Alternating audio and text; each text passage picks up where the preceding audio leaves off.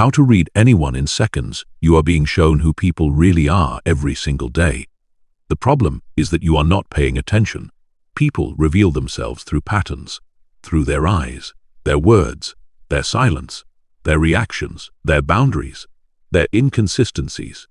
You do not need to read minds. You need to learn what to watch. Because once you understand human behavior, you stop guessing. You stop overthinking. You stop being easily manipulated. You start seeing people clearly. And in this audiobook, you are going to learn exactly how to do that. Chapter 1. Stop listening to words. Watch behavior. Let's begin with one of the most important rules you will ever learn about understanding people. Stop listening only to what people say. Start watching what they do. People are good at talking. They know what to say. They know what you want to hear. They know how to apologize. They know how to make promises. They know how to sound sincere. But words are cheap when there is no behavior. But Anyon can say, I care about you. Anyon can say, I respect you. Anyon can say, I will change. Anyon can say, you can trust me. But the real question is not what they said. The real question is, what did they do? That is the key. You want to understand human behavior. Stop becoming hypnotized by explanations. Watch the pattern. Watch the actions. Watch the consistency. Because behavior is evidence. Words are information, but behavior is evidence. And when words and behavior contradict each other, believe the behavior. Watch what they do, not what they say. You have probably experienced this before. Someone tells you they are going to help you. They sound completely serious. They make a promise. Maybe they even repeat it several times. Then the moment comes when you actually need them, and suddenly they disappear. Now they have an excuse. Something came up. They forgot. They were busy. They had a difficult day. Maybe the excuse is legitimate. One incident does not automatically define a person. That is important. You are not trying to become paranoid. You are not trying to assume everyone is lying. You are learning to observe. There is a difference. One bad decision is an event. Repeated bad decisions are a pattern. One broken promise can happen. Repeated broken promises tell you something. One moment of disrespect may be a mistake. Repeated disrespect is information. That is the key. You don't judge people by one moment. You study what they repeatedly do. Imagine a friend who constantly tells you, I am always here for you. But every time you genuinely need support, they disappear. Then, when they need something, they suddenly become available. You have a choice. You can listen to the words, or you can study the pattern. If you keep listening to the words, you will remain confused. If you study the behavior, the situation becomes clear. Maybe they are not the friend you thought they were, and accepting that can be uncomfortable. But clarity is often uncomfortable before it becomes liberating. This is where many people make a serious mistake. They argue with reality. They see someone's behavior. They notice the inconsistency. They feel the disrespect. They experience the broken promises. But instead of accepting the evidence, they create explanations.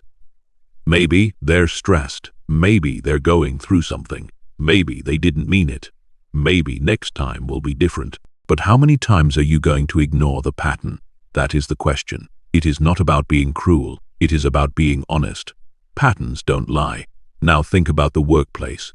Imagine a coworker who constantly says, I'll finish my part of the project today. Every week, the same promise. Every week, the same delay. Every week, another excuse. Eventually, you stop needing another explanation. The behavior has already explained itself. This person may have good intentions. They may genuinely believe they will improve.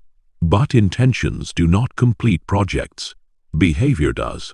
That is an important distinction. Intentions are invisible. Behavior is measurable. You cannot build trust on potential. You build trust on consistency.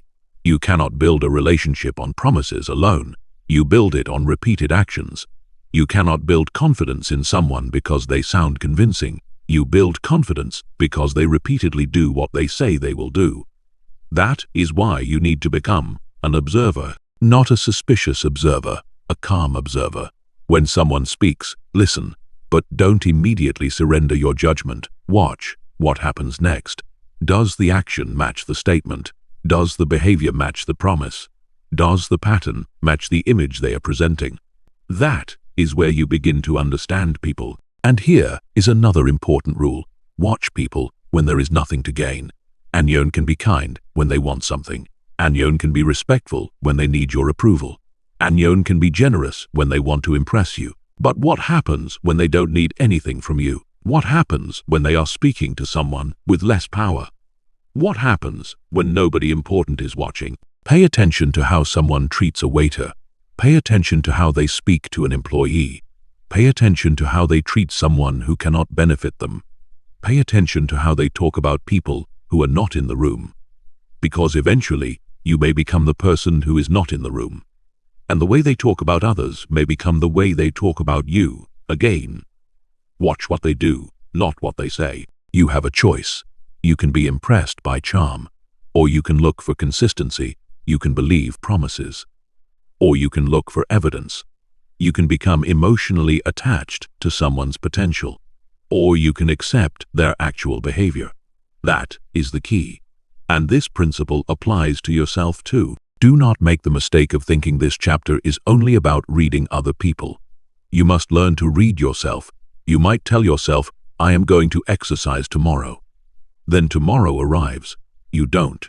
You say, I am going to stop wasting time. Then you spend another 3 hours scrolling. You say, I am going to finish this project. Then you find another excuse. Your words tell you who you want to become. Your behavior tells you who you are becoming. That distinction matters. If you want to understand yourself, watch your habits.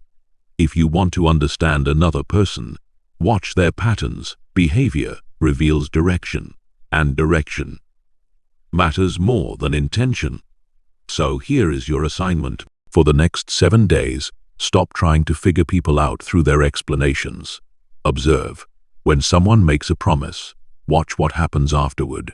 When someone claims to respect you, watch how they behave when you disagree. When someone says they care, watch whether they show up. When someone says they are changing, watch whether their behavior changes. Don't interrogate. Don't interrogate. Don't create drama. Simply observe. That is the power of quiet awareness. You don't need their permission. You don't need a confession. You don't need them to admit anything. Their behavior is already giving you information. And once you learn to accept that information, you become harder to manipulate. You become harder to deceive. You become less desperate to believe what you want to believe. You become calmer. You become clearer. You become stronger. Because you stop fighting reality. Remember this: words can create an impression. Behavior creates evidence. One event is a clue. A repeated pattern is a message, and patterns don't lie. So from this moment forward, listen carefully, but watch even more carefully. Don't ask only, what did they say? Ask, what do they repeatedly do? That is the question that changes everything. Because when you stop listening only to words and start watching behavior, you stop guessing who people are. You start seeing them. But behavior is only the beginning. Because before you can understand a person's pattern, you must learn to notice the subtle signals they reveal in the first moments of an interaction: their posture, their expression, their pace, their impatience, their emotional baseline. Chapter 2. Master the first few seconds. You don't need hours to begin understanding someone. You need attention. You need observation. And you need to stop rushing to conclusions. The first few seconds of an interaction can give you valuable information about a person. Not the entire truth, not a complete psychological profile, but information, clues. And if you learn how to recognize those signals without immediately judging them, you become much better at understanding human behavior. That is the key. Observe first, interpret second. Most people do the opposite. They see someone walk into a room. They notice their clothes. They hear their voice. They see their expression. And within seconds they create an entire story. She seems nervous. He doesn't like me. She seems confident. He is probably hiding something. Maybe, but maybe not. This is where emotional intelligence matters. You don't want to become someone who thinks every movement has a secret meaning. You want to become someone who notices changes. You want to become someone who gathers evidence. You want to become someone who can say, "I noticed it. Now, I'll watch what happens next." That is a powerful mindset, because the goal is not to judge people quickly. The goal is to understand them accurately. Think about walking into a room full of strangers. One person is sitting quietly. Their arms are crossed. They aren't smiling. They don't make much eye contact. What does that mean? Maybe they're uncomfortable. Maybe they're tired. Maybe they're naturally reserved. Maybe they're thinking. Maybe they simply don't feel like talking. You don't know yet, and that is okay. You don't need to know immediately. This is where most people make mistakes. They confuse observation with interpretation. Observation says, his arms are crossed. Interpretation says, he is defensive. Observation says, she isn't making much eye contact. Interpretation says, she is hiding something. Observation says, he is speaking very quickly. Interpretation says, he is nervous. Do you see the difference? The first is evidence. The second is a hypothesis. That is the key. Don't confuse the signal with the story you create about the signal. Your brain wants certainty. It wants quick answers. It wants to categorize people. Friend, enemy, confident, weak, trustworthy, dangerous. But human beings are more complicated than labels. That is why you must slow down. Watch, listen, compare, then decide. You have a choice. You can react to your first impression, or you can use your first impression as a reason to observe more carefully. That is a completely different skill. And here is where something important comes into play. The baseline. Before you interpret someone's behavior, learn what normal behavior looks like for that person. This is one of the most useful principles in reading people. Imagine someone normally speaks very slowly. They take their time. They maintain relaxed body language. They answer questions without hesitation. Then suddenly you ask them about a particular subject. Their voice becomes faster. Their answers become shorter. They stop making eye contact. That change is interesting, not proof. Interesting. Now compare that with someone who naturally speaks quickly, avoids eye contact, and moves constantly. For that person, those behaviors may simply be normal. That is why context matters. A change from someone's normal behavior is often more informative than the behavior itself. Remember that a nervous person is not necessarily hiding something. A quiet person is not necessarily angry. A person avoiding eye contact is not automatically dishonest. A person crossing their arms is not automatically defensive. You need context. You need patterns. You need comparison. You need patience. That is the key. Now, let's talk about the face. Human beings constantly communicate through facial expressions. A smile, a tightened jaw, raised eyebrows, compressed lips, a sudden change in expression. These can provide clues about emotional states. But again, don't become obsessed with decoding every movement. One expression means very little by itself. A cluster of changes means more. Imagine someone hears a particular name. Their smile disappears. Their jaw tightens. Their voice changes. Then they quickly change the subject. One signal, maybe nothing. Several changes at the same time. Now you have something worth noticing, but don't immediately declare, "They hate that person." Instead ask, "What changed?" That is the better question, because human behavior is often easier to understand through changes than through static signals. Watch the transition. Watch the moment the emotional state shifts. That is where information often appears, and this applies to conversations too. Pay attention to what happens when you introduce different subjects. Talk about success. Watch their reaction. Talk about failure. Watch their reaction. Talk about responsibility. Watch their reaction. Talk about money. Watch their reaction. Talk about boundaries. Watch their reaction. Talk about other people's success. Watch their reaction. You are not conducting an interrogation. You are simply noticing what subjects create energy. Some people become more open. Some become defensive, some become dismissive, some become excited, some become excited, some become uncomfortable. Again, the reaction is not proof, but it is information. The reaction is information. Posture can communicate confidence, tension, fatigue, comfort, or discomfort. Someone own sitting upright and speaking clearly may appear confident. But remember, appearance can be performed. Someone own can look confident and still feel insecure. Someone own can look nervous and still be extremely capable. So don't stop at appearance. Watch consistency. Does their confidence remain when challenged? That is more interesting. Someone own may speak boldly when everyone agrees with them. But what happens when you disagree? Do they remain calm? Do they listen? Do they become aggressive? Do they suddenly attack you personally? Now you are learning something, because pressure reveals behavior that comfort can hide. That is why the first few seconds are only the beginning. They give you a starting point. Then you watch what happens when circumstances change. That is where real understanding develops. You should also pay attention to how someone enters an interaction. Do they immediately dominate the conversation? Do they ask questions? Do they listen? Do they constantly redirect attention? Do they seem interested in understanding you? Or are they simply waiting for their turn to speak? These patterns can tell you something about communication style. But again, don't rush. A person may talk more because they are excited. A person may talk less because they are shy. A person may ask fewer questions because they are distracted. Context matters. Always remember. Observe first.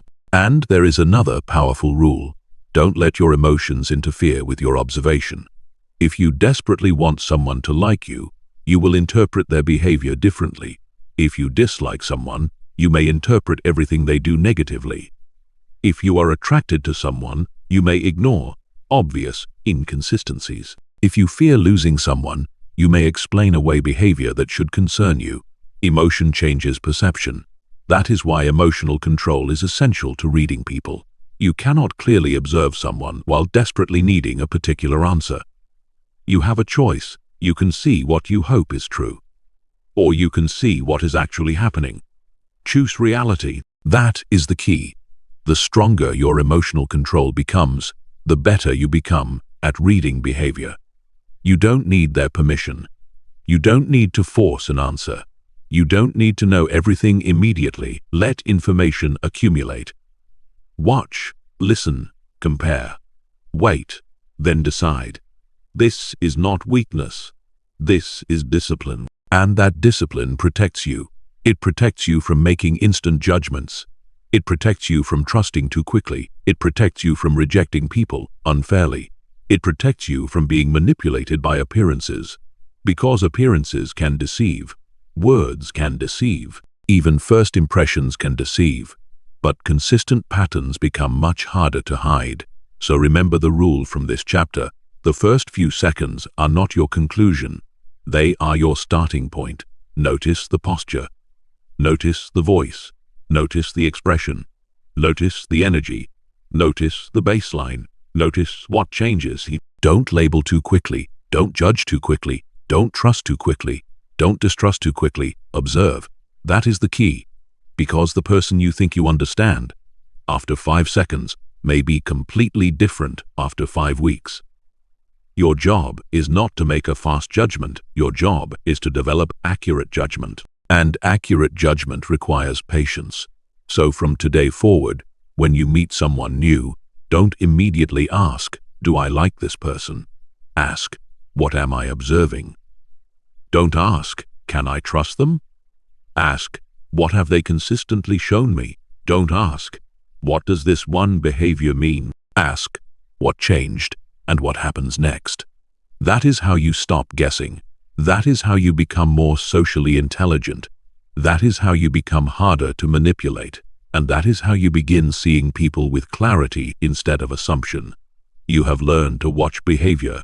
Now you have learned to watch the beginning of behavior. But there is another layer. People don't only communicate through what they do. Their emotions leak through their behavior. Their voice changes. Their expressions change. Their posture changes. Their energy changes. And when you learn to recognize those emotional signals without jumping to conclusions, you begin seeing what people struggle to say directly. Chapter 3. Learn to read emotions without asking. You have learned to watch behavior. You have learned to slow down your first impressions. Now, we go deeper. Because people do not communicate only with words. They communicate with emotion, and emotion leaks through the voice, through posture, through facial expression, through timing, through silence, through sudden changes in energy. People can control a sentence. They can rehearse an explanation. They can choose the right words, but controlling every signal at the same time is much harder. That is why emotional awareness matters. Not so you can become a mind reader. Not so you can accuse people of hiding something. Not so you can manipulate them. You learn this skill so you can understand what is happening beneath the conversation. You want to know when someone is comfortable, when someone is tense, when someone is excited, when someone is frustrated, when someone feels threatened, when someone is trying to hide discomfort. And sometimes you can recognize these things without asking a single question.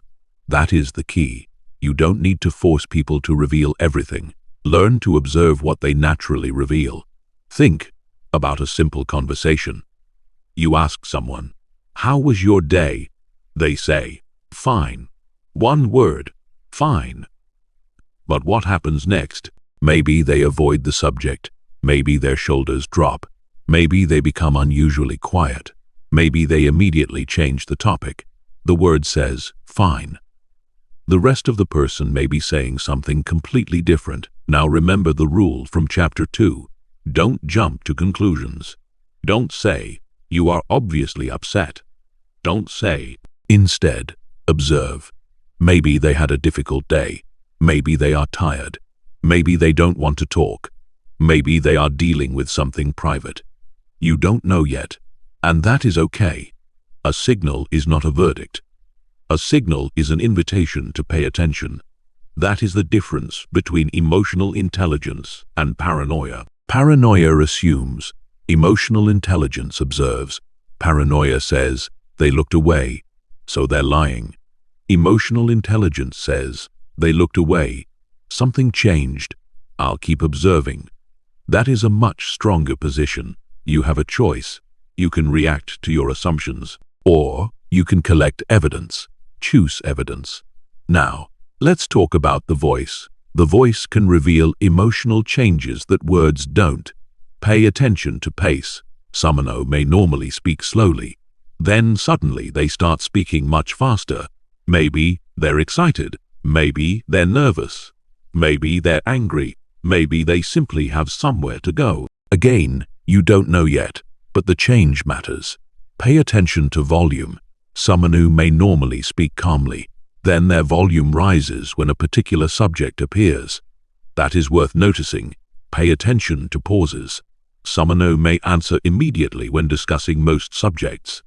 But when you ask about one specific issue, they suddenly pause. Maybe they are uncomfortable. Maybe they're choosing their words. Again, you don't know. But now you know where to pay attention. That is the skill. You don't need to know everything. You need to know what deserves attention.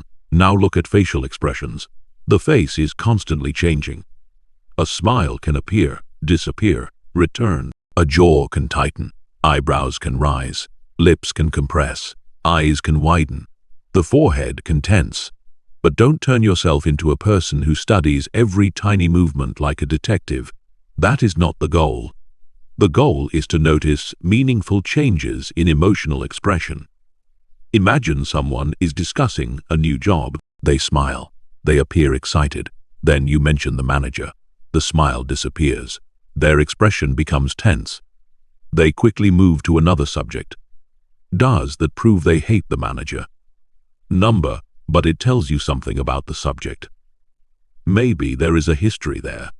Maybe there is anxiety. Maybe there is uncertainty. Maybe there is simply a personal preference. The correct response is not accusation. The correct response is curiosity. Interesting, something changed. That is it. You don't need to announce your observation. You don't need to expose them. You don't need to expose them. You don't need to prove you are clever. Quiet observation is powerful. And here is something most people fail to understand. Emotions are often revealed through contradictions. Someone says, "I don't care," but they keep bringing the subject up. "I don't care what people think," but they constantly check how others react. "I don't need recognition," but they become angry when someone else receives credit. "I've moved on," but they repeatedly talk about what happened. The contradiction is information, not proof of deception. Information. Words tell you the story someone is presenting. Behavior tells you how strongly that story is actually connected to their emotional state. That is why you should watch what people repeatedly return to. What subjects do they keep discussing? What events do they keep defending? What criticism makes them unusually angry? What achievements do they repeatedly mention? What failures do they avoid? What topics make them suddenly quiet? These things can reveal emotional importance. Because people spend attention where emotion exists. That is the key. Where attention repeatedly goes, emotion is often nearby. Now, let's talk about defensiveness. Defensiveness is one of the most misunderstood behaviors. Someone becomes defensive.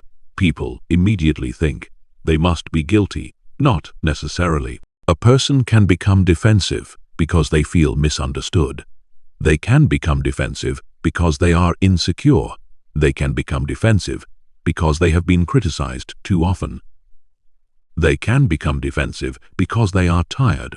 They can become defensive because the question was unfair. So don't automatically interpret defensiveness as guilt. Instead ask, what triggered the defensive response? That is a better question. Imagine you ask a coworker, "Why wasn't this finished?" They immediately become angry. Maybe they're hiding something. Or maybe they feel attacked. Now imagine you ask, "Is there something blocking you from finishing this?" They respond calmly and explain the problem. Notice what changed: the wording, the perceived threat, the emotional environment. This is why context matters. People respond not only to what you say, they respond to what they believe your words mean. That is why emotional intelligence requires empathy. You are not just watching reactions, you are trying to understand what may be producing them.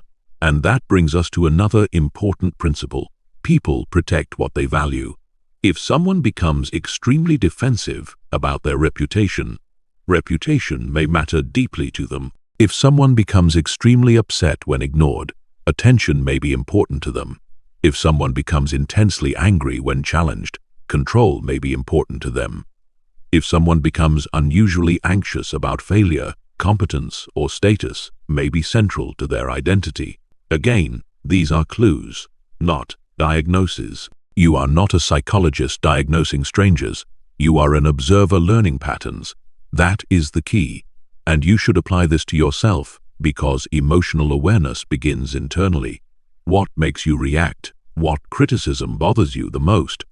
What kind of rejection hurts you? What situations make you defensive? What topics make you desperate to prove yourself? What causes you to lose control? These questions are powerful. Because if you don't understand your own emotional triggers, your emotions will distort the way you read everyone else. Imagine you are extremely sensitive to rejection. Someone who takes longer than usual to reply to your message. You immediately think, they don't care about me. But maybe they're busy. Maybe their phone died. Maybe they're dealing with something else. Your emotional history fills in the blanks. That is dangerous, because now you are not reading their behavior. You are reading your fear. That is the key. Your emotions can become a filter. And if you don't control the filter, you will misread reality. You have a choice. You can ask, what happened? Or you can create a story. Choose observation. Choose patience. Choose evidence. This is why emotional control and people reading are connected. The calmer you become, the clearer you see. When you are desperate for approval, you misread signals. When you are afraid of abandonment, you misread distance. When you are angry, You misread neutral behavior as disrespect. When you are insecure, you may interpret confidence as arrogance. When you are jealous, you may interpret success as arrogance. Your internal state changes your interpretation of external behavior. So if you want to read people accurately, first learn to manage yourself. That is the key. It is not about controlling other people. It is about controlling your interpretation of other people. Now, let's discuss emotional leakage. People sometimes reveal emotion through small inconsistencies. Someone else says they're relaxed, but constantly checks their phone. Someone else says they aren't interested, but keeps asking questions. Someone else says they're not angry, but their voice becomes increasingly sharp. Someone else says they don't care, but continues returning to the same issue. Again, don't immediately declare, "I caught you." That is not the goal. The goal is, "I noticed a contradiction." Then observe whether the contradiction repeats, because repetition matters. One contradiction may be meaningless. 5 contradictions around the same subject deserve attention. That is the difference between guessing and reading. You gather, you compare, you wait, then you decide. And remember something else. Never use emotional signals to justify cruelty. If someone appears nervous, don't exploit it. If someone seems insecure, don't attack it. If someone reveals vulnerability, don't weaponize it. The ability to understand people should make you more disciplined, not more dangerous. Real strength is knowing what you can exploit and choosing not to. You don't need their weakness. You need your own control. That is the key. The ultimate goal is not to become someone who walks into a room thinking, "What is wrong with everyone?" The goal is to become someone who walks into a room thinking, "What can I observe before I react?" That is a completely different mindset, and it changes everything. You become calmer, you become harder to manipulate, you become less reactive, you become more patient.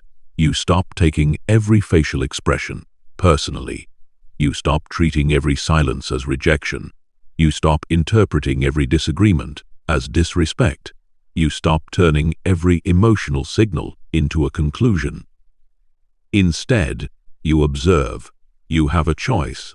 Or observe, assume, or investigate, project, or understand. Choose wisely. Because the person who controls their emotions can see more clearly than the person controlled by them. So remember the lesson: people reveal emotions through patterns of behavior. Watch the voice. Watch the face. Watch the timing. Watch the changes. Watch the contradictions. But never mistake one signal for absolute truth. A signal is a clue. A pattern is evidence. And patterns don't lie. You have learned to watch behavior. You have learned to notice first impressions. You have learned to recognize emotional signals. Now, it is time to understand something even more revealing. People show you who they are through the things that make them react. Their triggers, their frustrations, their fears, their anger, their defensiveness. Because what pushes a person emotionally can reveal what matters to them psychologically. And once you learn to identify those triggers, you begin to understand the invisible priorities driving their behavior. Chapter 4. Pay attention to what makes people react. If you want to understand someone, don't only watch how they behave when everything is easy. Watch what happens when something pushes them.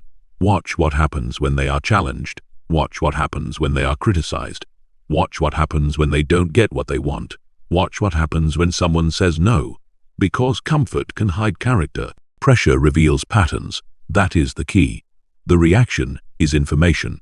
You learned in the previous chapter that emotions leak through behavior. Now, take that one step further. Ask yourself, what makes this person react? What makes them suddenly angry? What makes them defensive? What makes them desperate for approval? What makes them unusually quiet? What makes them lose control? What makes them become competitive? What makes them suddenly need to prove themselves? These moments matter because people protect what they value. And when something threatens what they value, emotion often appears. Think about someone who becomes extremely defensive whenever their intelligence is questioned. Maybe competence is deeply connected to their identity. Think about someone who becomes furious whenever they are ignored. Maybe attention and recognition matter more to them than they admit. Think about someone who cannot tolerate criticism. Maybe their self-image depends heavily on being seen as successful. Think about someone who becomes anxious whenever plans change. Maybe control and predictability are extremely important to them. Again, you are not diagnosing them. You are observing them. That is the difference. A reaction is not a complete explanation. It is a clue. And you have a choice. You can use that clue to understand, or you can use it to attack. Choose understanding. Because the goal of reading people is not to find their weakness so you can exploit it. The goal is to recognize patterns so you can make better decisions. That is the key. Now imagine you are having a conversation with someone. You casually disagree with them. Nothing dramatic. You simply say, "I see it differently." Watch what happens. A psychologically secure person may say, "Interesting." Why? They may ask questions. They may disagree calmly. They may defend their position without attacking you. But another person may immediately become hostile. Suddenly it is personal. They don't discuss the idea. They attack you. You always think you are right. You don't understand anything. Who asked you? Notice what happened. The disagreement wasn't the real issue. The person's emotional response became the information. Watch how people handle disagreement. That is one of the fastest ways to learn about them. Because anyone can appear reasonable when you agree with them. The real test is what happens when you don't. That is the key. Respect is easy when there is agreement. Character appears during disagreement. Now think about boundaries. Tell someone no, not aggressively, not disrespectfully. Simply say, "No, I can't do that." Then observe. A healthy person may accept it. They may be disappointed. They may ask why, but they eventually respect your decision. A manipulative person may pressure you. They may guilt trip you. They may become angry. They may suddenly question your loyalty. You've changed. After everything I've done for you, you can't even do this one thing. Now you have learned something. The pressure created a reaction, and the reaction gave you information. Remember, watch what happens when you say no. You don't need to create artificial tests. You don't need to manipulate people. Life will naturally create these moments. Someone will disagree with you. Someone will hear no. Someone will be criticized. Someone will lose. Someone will be ignored. Someone will make a mistake. Someone will be under pressure. And when those moments happen, pay attention, not with judgment, with awareness. Now, let's talk about criticism. Criticism is powerful because it threatens the image people have of themselves. Imagine someone receives constructive feedback. A calm person may listen. They may ask, "What can I improve?" Another person may immediately defend themselves. "It wasn't my fault. They didn't give me enough time. Everyone else made mistakes too." Maybe those explanations are valid, but if every piece of criticism produces blame, you have a pattern. The issue may not be the criticism. The issue may be accountability. That is important. Watch whether someone responds to feedback with curiosity or defensiveness. And watch yourself too. Because this chapter isn't only about other people. When someone criticizes you, what happens? Do you immediately defend yourself? Do you become angry? Do you start explaining? Do you need to prove that they are wrong? Do you attack their character? Or can you pause and ask, is there something useful here? That is emotional discipline. You have a choice. You can protect your ego or you can improve yourself. That is the key. It is not about protecting your image. It is about protecting your growth. Now consider competition. Competition reveals another layer of human behavior. Watch what happens when someone else succeeds. Can they genuinely congratulate them? Can they celebrate another person's achievement without turning it into a comparison? Or do they immediately minimize it? They got lucky. It is not that impressive. Maybe they can. But why did they need to say it immediately? Because someone else's success may have triggered something inside them. Envy, insecurity, fear of being left behind, status anxiety. Again, don't assume. Observe.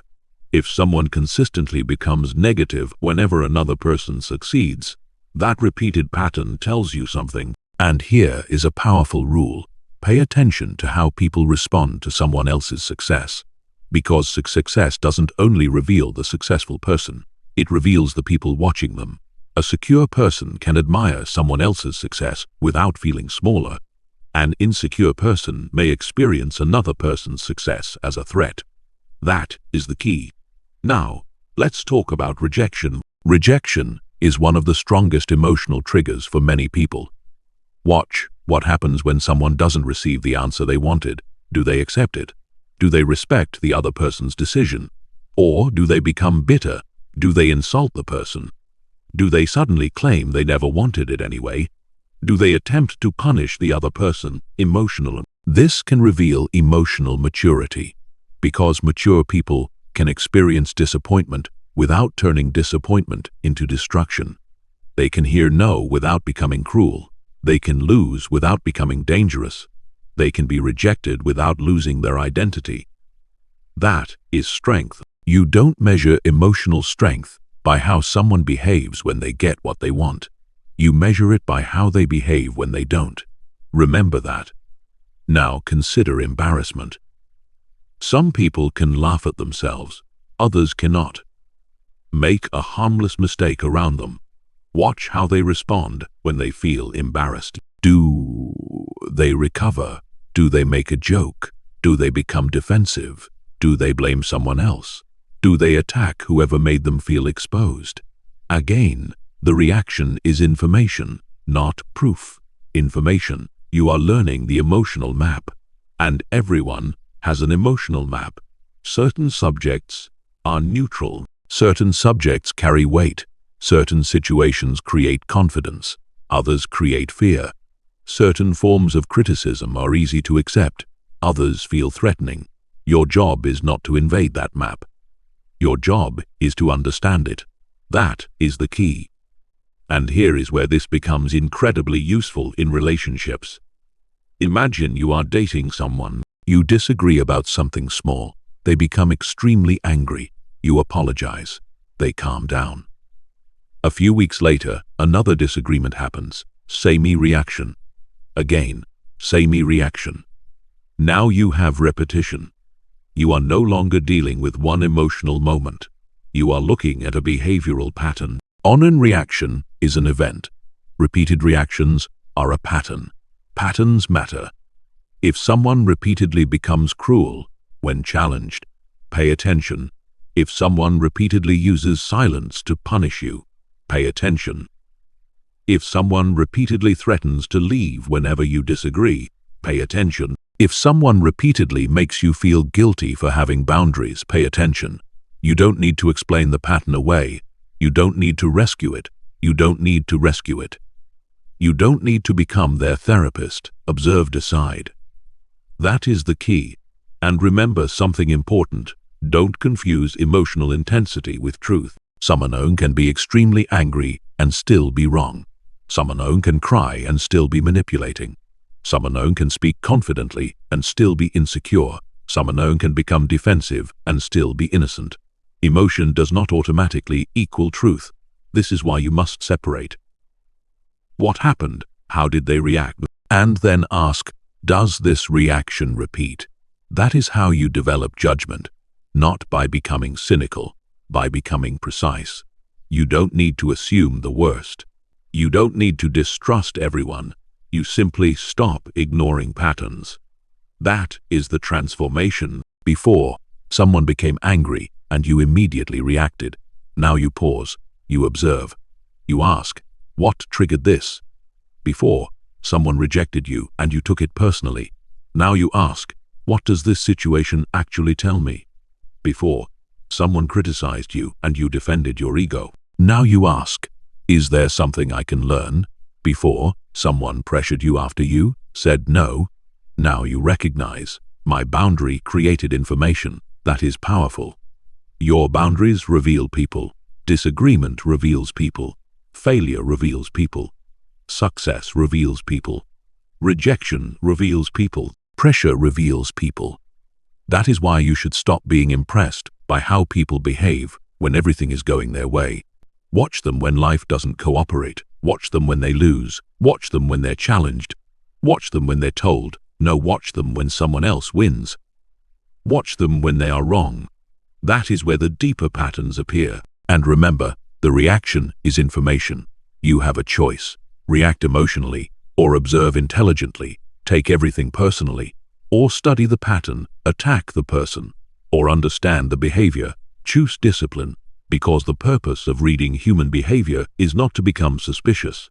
It is to become difficult to deceive. And the more clearly you understand what triggers people, the more clearly you understand what drives them. But there is another powerful source of information. Sometimes you learn more about a person from what happens when you stop talking than from everything they say while you are listening. Silence creates space. Silence removes pressure. Silence reveals who needs attention, who needs control, who can tolerate discomfort, and who starts revealing themselves when you stop filling the room with words. You don't need to chase information. Sometimes you simply need to stop talking. Chapter 5. Use silence to reveal people. You have learned to watch behavior. You have learned to notice emotional reactions.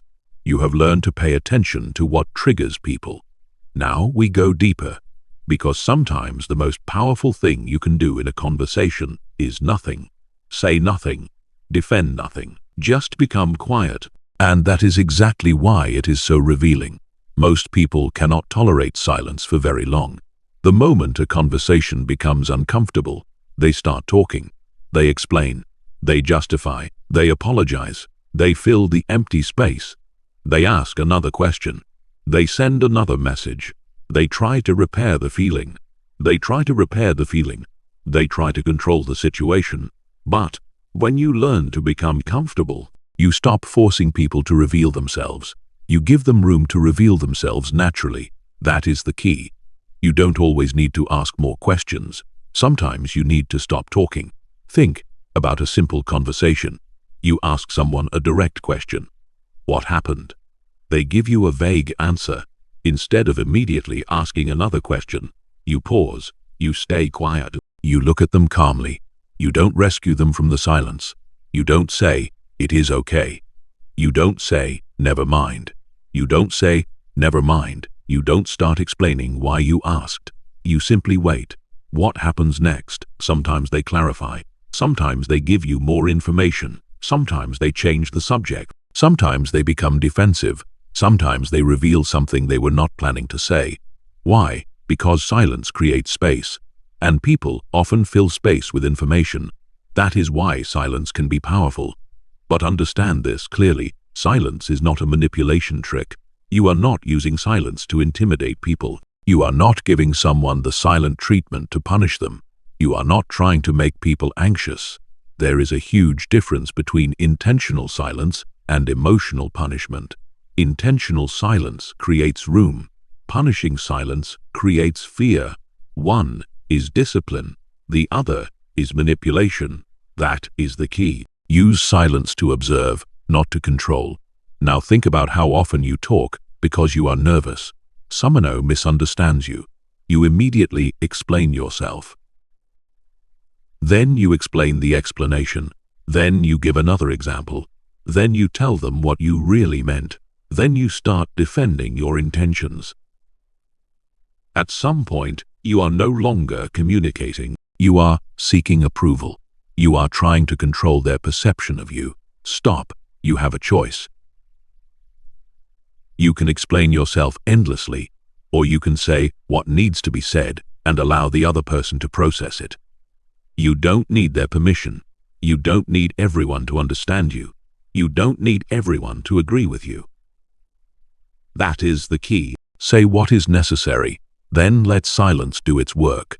This is especially powerful when dealing with disrespect. Imagine someone makes a disrespectful comment. Your first instinct may be to fight back. You want to prove that they cannot speak to you that way. So you react. You raise your voice. They raise theirs. Now you are both emotional. The conversation becomes a competition. Who can speak louder? who can insult better, who can win. But imagine something different. You look at them, you pause, and calmly say, "That was disrespectful." Then stop. No speech. No 10-minute explanation, no emotional performance. Silence. Now they have to deal with what they said. You don't need to create a bigger argument. You don't need to convince them that their behavior was wrong. Your boundary is already clear. That is quiet strength. You don't need to become louder to become stronger. Now think about relationships. One of the easiest ways to discover whether someone genuinely values your presence is to stop doing all the work. Stop initiating every conversation. Stop sending the first message every time. Stop organizing every meeting. Stop asking whether they're okay every single day. Stop constantly checking whether they still care. Not as a game. Not as revenge. Simply stop carrying the entire relationship. What happens? Do they reach out? Do they notice your absence? Do they make an effort? Do they ask how you are? Do they suddenly disappear? Again, don't create a dramatic conclusion from one day. People have lives. People get busy. People have responsibilities. But over time, patterns become visible. If you always chase, you never learn whether someone would come toward you. That is the key. Stop chasing. Start observing. Many people are afraid of doing this. Why? Because they are afraid of what they might discover. They would rather remain confused than receive an answer they don't like. But confusion has a cost. It keeps you emotionally attached to uncertainty. It keeps you analyzing every message, every delay, every excuse, every change in tone. You keep asking, do they care? Are they interested? Why did they stop? Why didn't they message? But sometimes the answer is not hidden. Sometimes the answer is in the pattern. You simply haven't stopped chasing long enough to see it. That is why silence can create clarity. Now let's talk about conversations. Watch what happens when you stop making everything about yourself. Ask someone a genuine question. Then listen. Don't interrupt. Don't interrupt. Don't immediately tell your own story. Don't turn their experience. Let them speak. People reveal themselves when they feel heard. They talk about what matters to them. They reveal priorities. They reveal fears. They reveal frustrations. They reveal what they value. They reveal how they see other people. And you learn all of this by doing something incredibly simple: listening. That is the key. You cannot read people while preparing your next sentence. You have to actually listen. Listen to the words. Listen to the emotion. Listen to what they avoid. Listen to what they repeatedly return to. Listen to what they become passionate about. Listen to what they complain about. Listen to what they blame. Listen to what they never take responsibility for. Silence gives you access to information that constant talking hides. You make an offer. The other person pauses. Many people become nervous. They immediately lower their price. They start talking. Actually, I can do this. Maybe we can change that.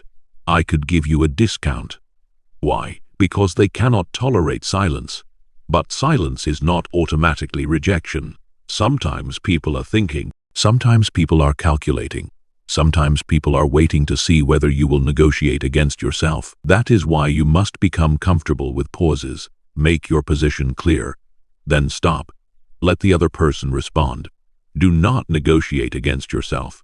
That is a discipline, and it applies far beyond money. It applies to boundaries, relationships, work, conflict, leadership, everything. Now, let's talk about emotional silence. Sometimes someone says something designed to provoke you. They want a reaction. They want you angry. They want you defensive. They want you explaining. Why? Because your emotional reaction gives them control of the interaction. So don't give it automatically. Pause, breathe, observe. You have a choice. You can react immediately, or you can create space between the stimulus and your response. That space is power. That is the key. Silence gives you time to choose, and that is what emotional control really is. Not having no emotions. Having emotions without allowing them to control your behavior. Someone insults you. You feel anger. Fine. Feel it.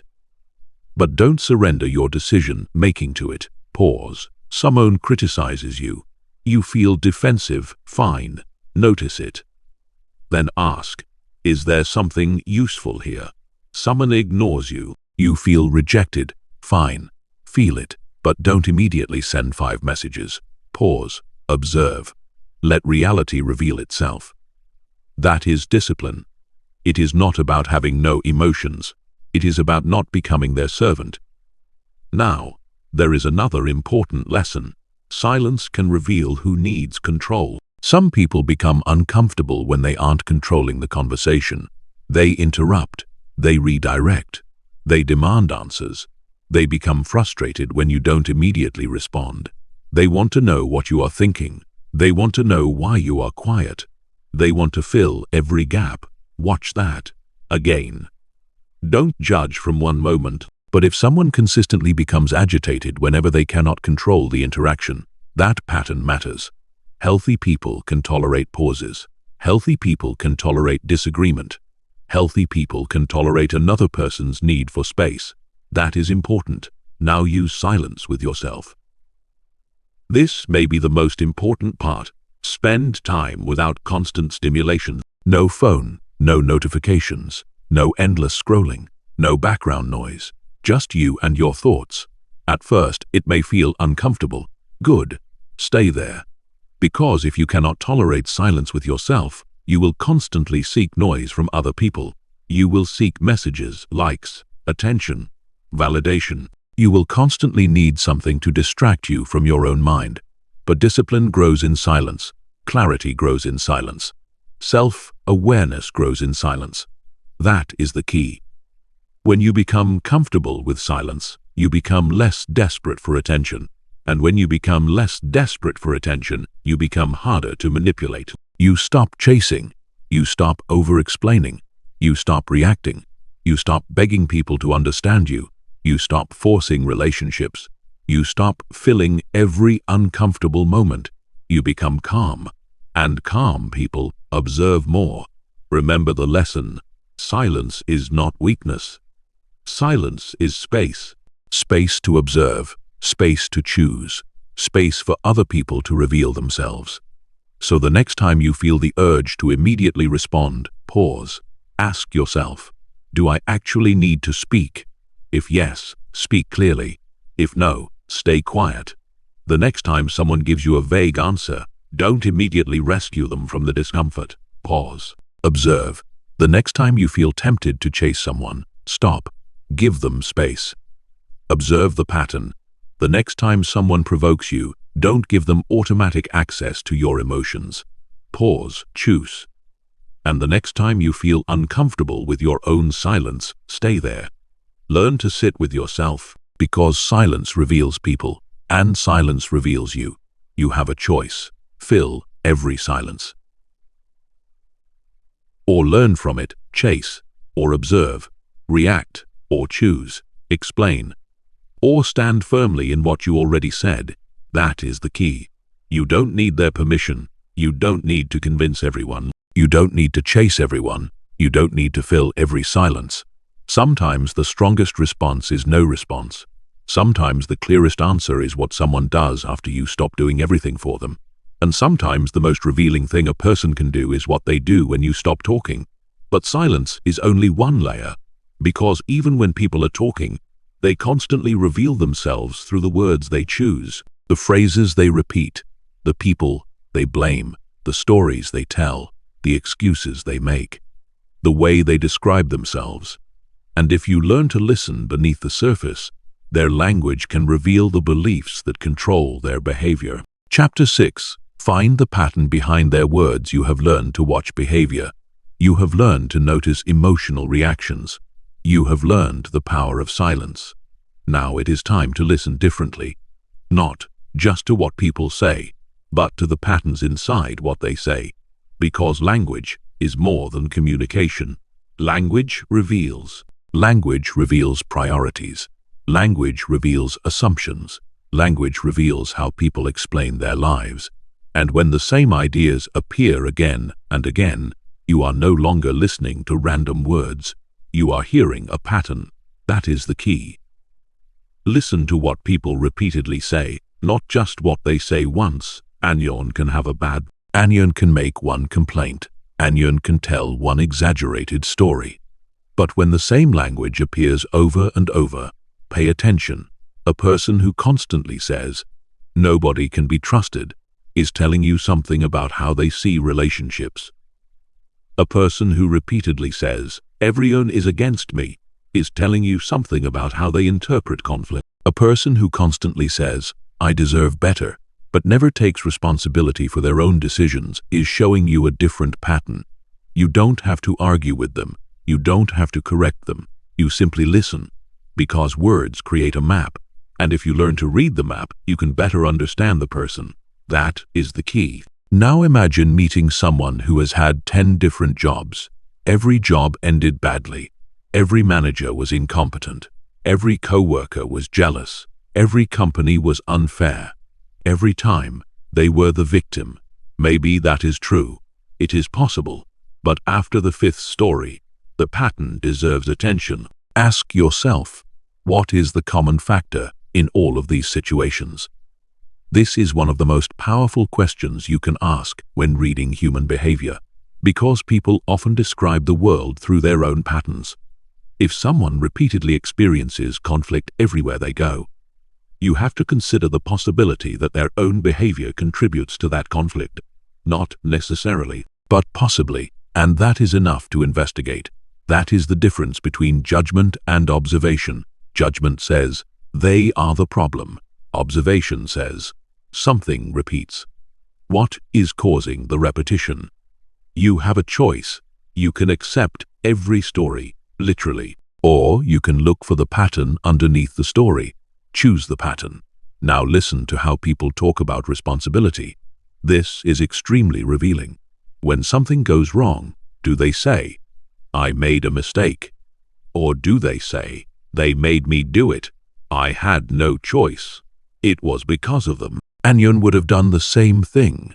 They ruined everything. Again, one excuse doesn't define someone. Everyone makes excuses sometimes. Everyone has moments when they don't want to admit they were wrong. But if someone consistently avoids responsibility, you have information. Watch the language of accountability. People who can say, "I was wrong," demonstrate something important. Self-awareness. People who can say, "I handled that badly," demonstrate something important. Accountability. People who can say, "I need to improve," demonstrate something important. Growth. That is the key. Strong people don't need to protect themselves from every mistake. They learn from mistakes. Now listen to how someone talks about other people. This can tell you a lot. Imagine you are with a new friend. They spend the entire evening insulting people who aren't there. Their old friends are stupid. Their co-workers are idiots. Their ex-partners are crazy. Their family members are useless. Their neighbors are annoying. Everyone else is the problem. Be careful. Again, this doesn't automatically mean the person is terrible. But ask yourself, how does this person talk about people when those people aren't present? Because one day you may not be present, and the language they use about others may become the language they use about you. That is why this is such a useful observation. People reveal their standards through the way they describe other people. If they constantly mock weakness, they may struggle to tolerate vulnerability. If they constantly criticize success, they may struggle with comparison. If they constantly blame others, they may struggle with accountability. If they constantly praise status and money, those things may be central to their value system. Again, a pattern is information. Now, let's talk about repeated phrases. People often have phrases they use without thinking. "I don't care. Whatever. It is not my fault.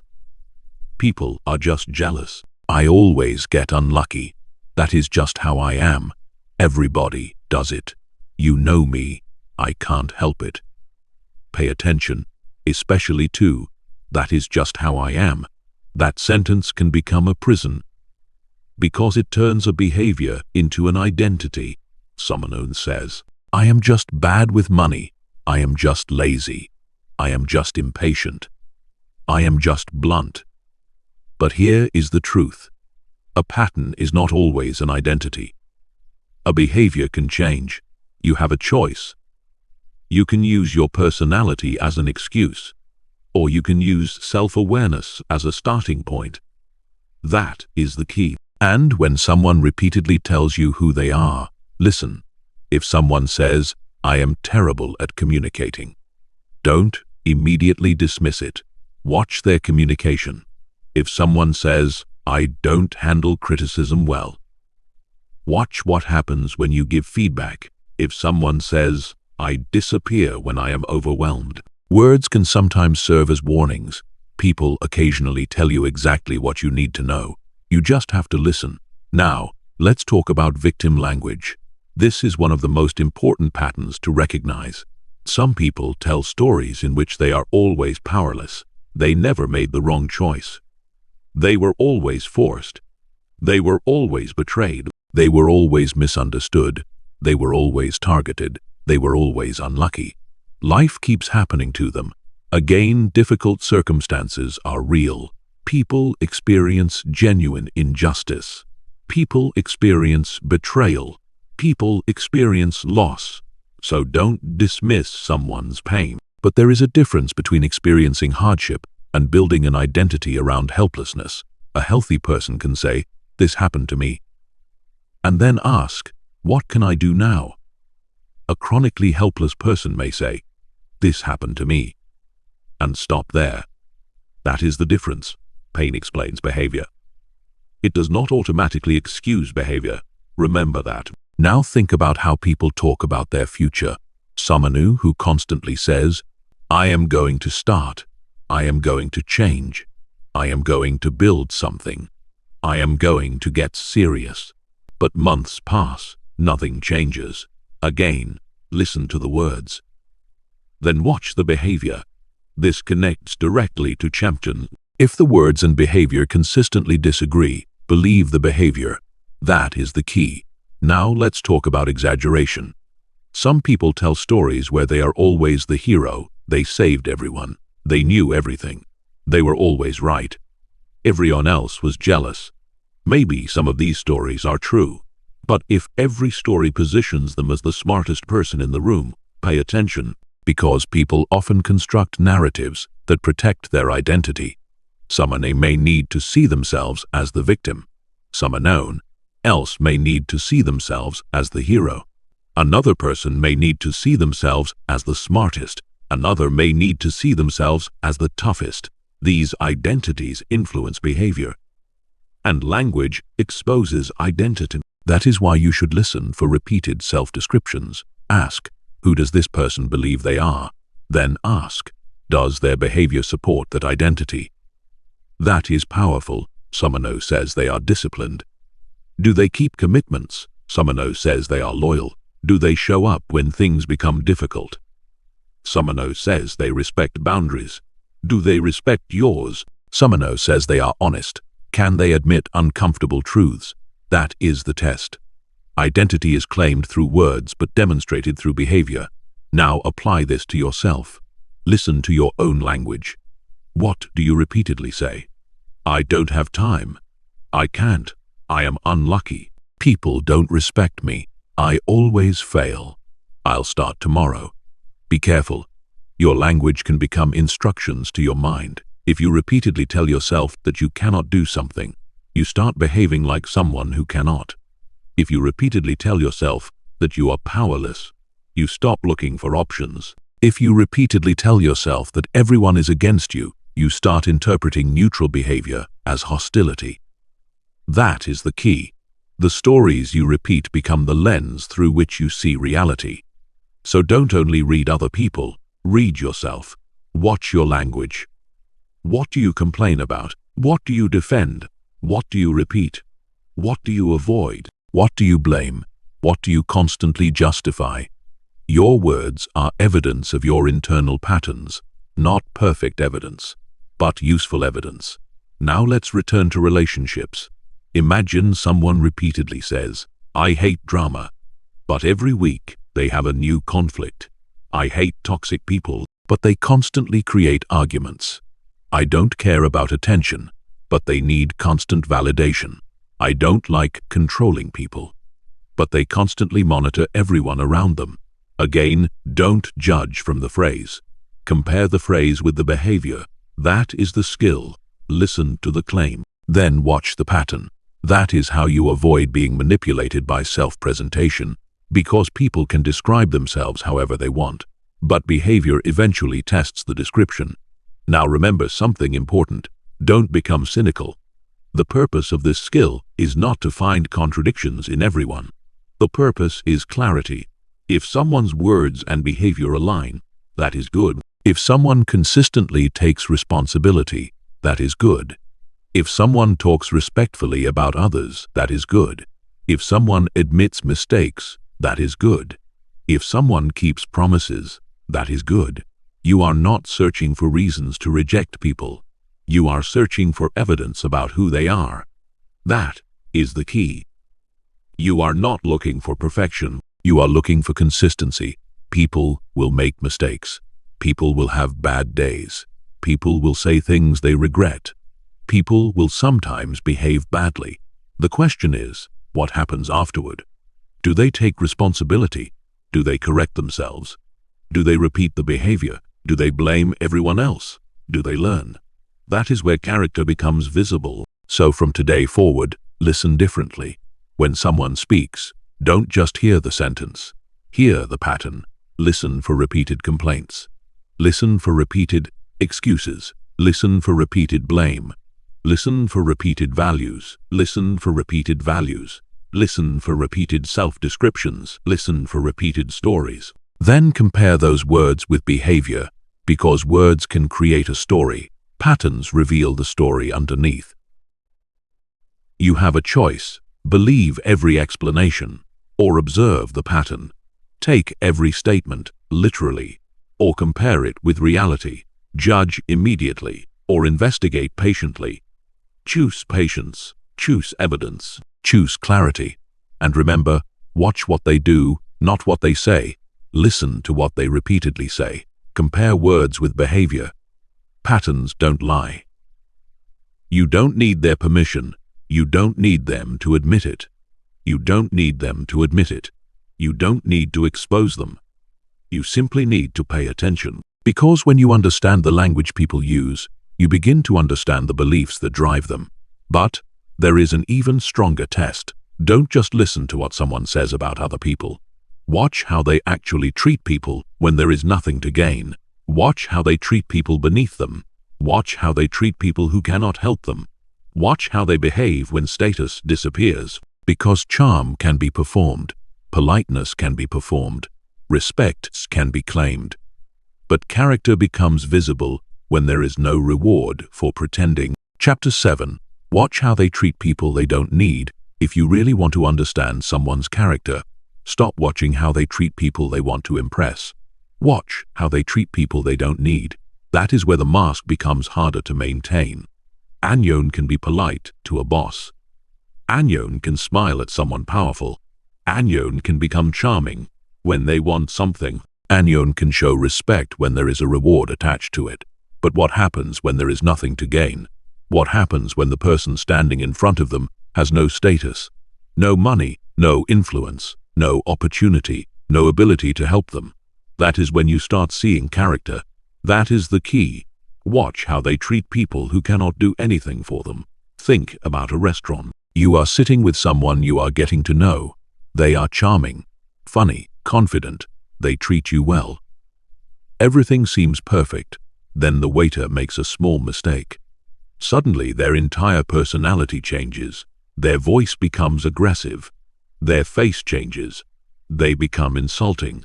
They act as though the waiter is beneath them. Now, pay attention.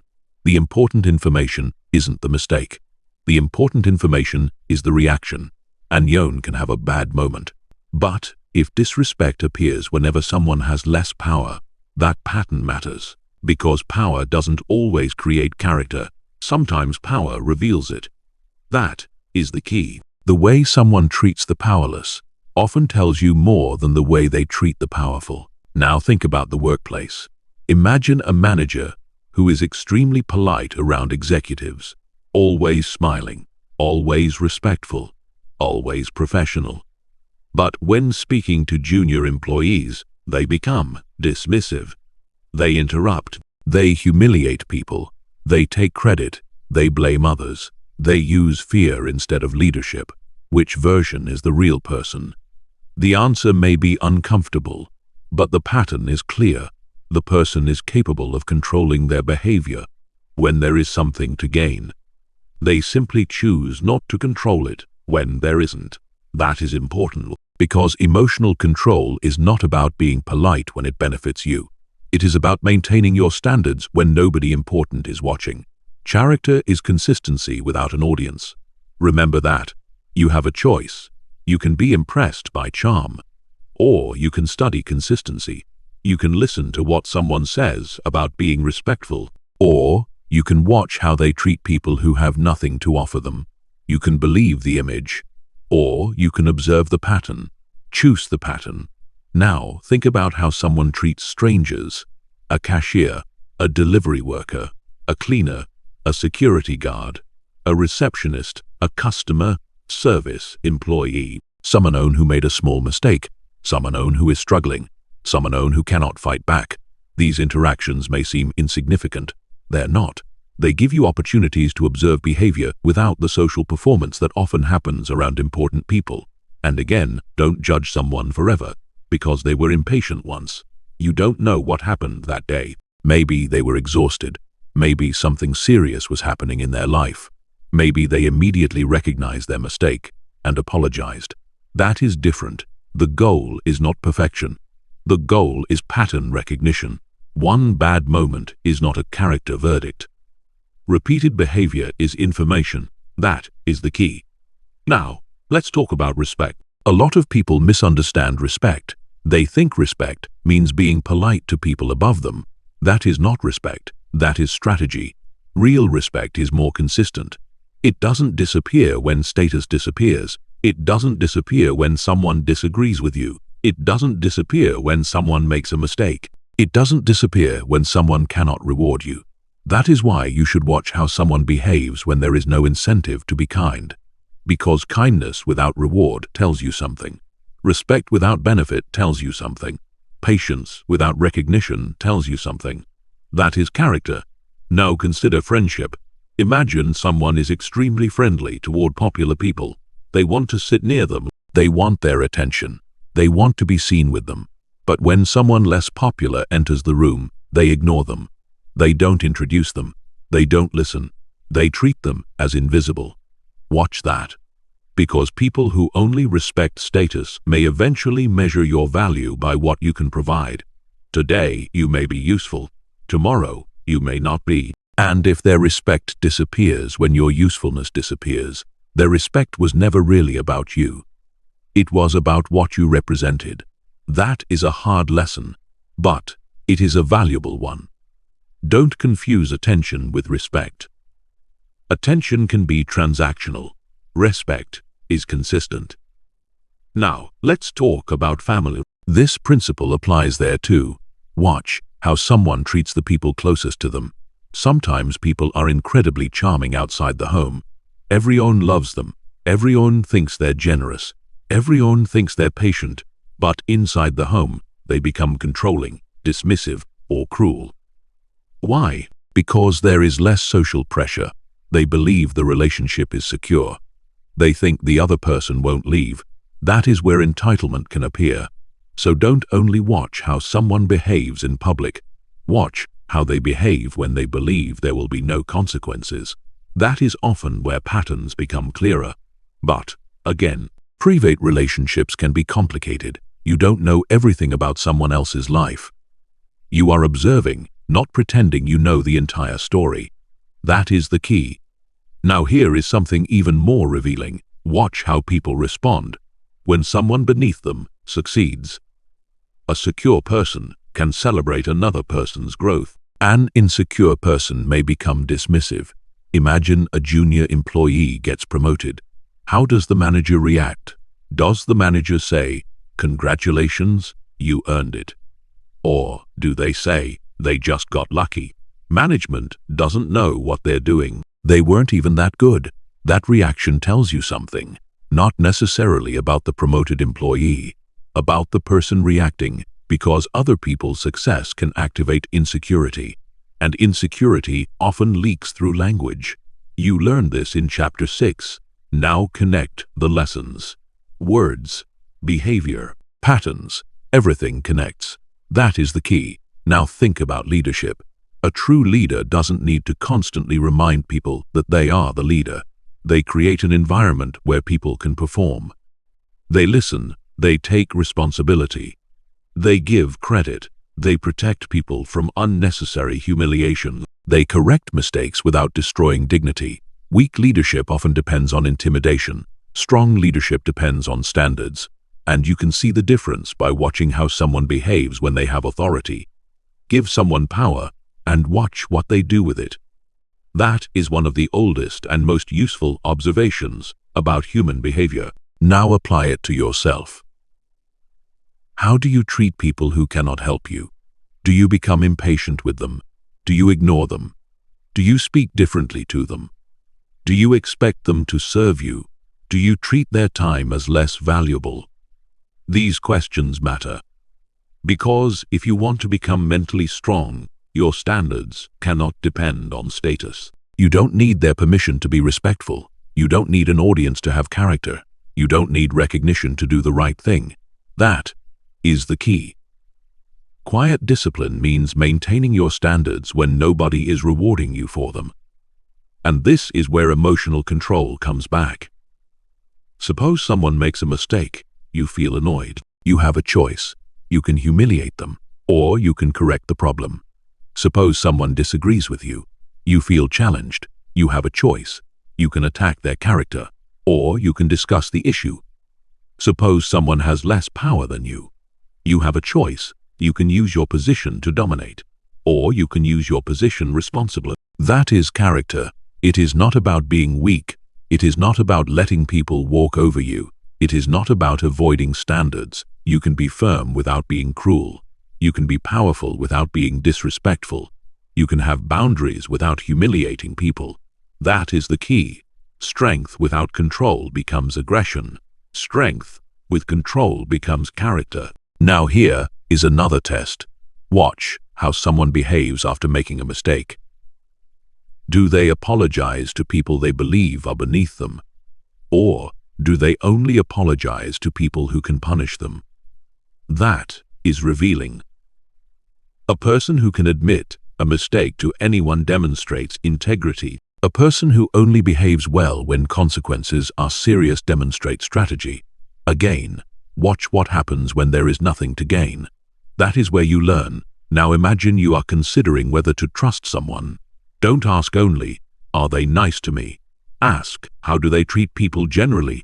Don't ask, do they respect me? Ask, do they consistently respect people? Don't ask, are they charming? Ask, are they consistent? When charm doesn't benefit them, those questions will protect you. Because sometimes people perform kindness strategically. They know exactly when to be charming. They know exactly who deserves their respect. They know exactly when to behave. But genuine character doesn't require constant calculation. It becomes a standard. That is the difference. You have a choice. Be impressed by performance, or observe consistency. Trust the image, or study the behavior. Focus on status, or focus on character. Choose wisely. Because eventually everyone loses status. Everyone has a bad day. Everyone makes mistakes. Everyone experiences failure. Everyone becomes vulnerable. And when that happens, the real patterns become visible. That is why you shouldn't build relationships only around how someone treats you when everything is easy. Watch them under inconvenience. Watch them around people with less power. Watch them when someone makes a mistake. Watch them when someone else succeeds. Watch them when nobody is watching. That is where character lives. Remember the principle if you want to know who someone is. Watch how they treat people they don't need. Watch the waiter. Watch the employee. Watch the stranger. Watch the family member. Watch the person who cannot reward them. Watch the person who cannot punish them. Watch the person who has nothing to offer. And then watch yourself. Because the goal of this audiobook is not simply to become better at judging others, it is to become better at seeing, to see patterns, to see inconsistencies, to see character, and to see yourself clearly enough that your own emotions don't distort what you observe. You don't need their permission. You don't need their confession. You don't need their confession. You don't need to expose anyone. Just observe, because behavior is evidence. Reactions are information. Words are clues. Patterns don't lie. Now you understand another layer of human behavior. But there is one more layer you need to master. People don't only reveal themselves through how they treat others. They reveal themselves through the language they use, the reactions they have, and the pressure they create. And sometimes those patterns are designed to influence you. Guilt, fear, flattering, confusion, urgency, silence, pressure. These are not always manipulation. But when they repeatedly appear to control your decisions, you need to recognize what is happening. Because reading people isn't useful if you can recognize the pattern, but still get controlled by it. You must learn to see manipulation before it controls you. Chapter 8. Recognize manipulation before it works. You have learned to watch behavior. You have learned to study reactions. You have learned to listen for patterns. You have learned to watch how people treat those who have nothing to offer them. Now, we reach one of the most important skills of all. Recognizing manipulation. Because understanding human behavior is not only about knowing who people are, it is also about recognizing what they are trying to make you do. That is the key. Manipulation becomes powerful when you react before you think. Someone pressures you. You respond immediately. Someone makes you feel guilty. You start explaining yourself. Someone threatens to leave. You start chasing them. Someone flatters you. You lower your guard. Someone creates urgency. You stop thinking. That is how manipulation works, not because the other person controls your mind, because they trigger your emotions before you use your judgment. You have a choice. React or pause. That is the key. The pause is where your power begins. Let's make something clear. Not every difficult interaction. People get emotional. People make mistakes. People become frustrated. People communicate badly. People sometimes say things they don't mean. You don't want to become paranoid. You don't want to label every disagreement as manipulation. You want to recognize patterns. Manipulation is about influence through pressure, deception, exploitation, or emotional control. And the first defense is awareness. You must recognize the moment your emotions are being pushed. Think about guilt. Someone asks you for a favor. You say no. They respond, "Wow, I thought I could count on you." Notice what happened. They didn't simply accept your answer. They introduced guilt. Now you start questioning yourself. Maybe I should help. Maybe I am being selfish. Maybe I should explain. Stop. You have a choice. You can accept the guilt, or you can recognize the pressure. You are allowed to say no. You don't need their permission. That is the key. A boundary does not require everyone else's approval. Now imagine another situation. Someone repeatedly makes mistakes. You point it out. They say, "You are always criticizing me."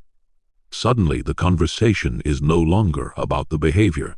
It is about you. This can happen through blame shifting. Instead of addressing what happened, the person changes the subject to your character. You are too sensitive. You are too demanding. You always make everything a problem. Again, maybe some criticism is valid. You should be willing to examine yourself. But ask, did we actually address the original issue? If the answer is no, return to the issue calmly. Let's stay with what happened. That is emotional discipline. You don't need to win the argument. You need to keep the conversation anchored to reality. That is the key. Now, let's talk about flattery. Flattery feels good. That is why it works. Someone tells you, you are the only person I can trust. You are different from everyone else. You are smarter than them. You are the only one who understands me. Maybe they genuinely mean it.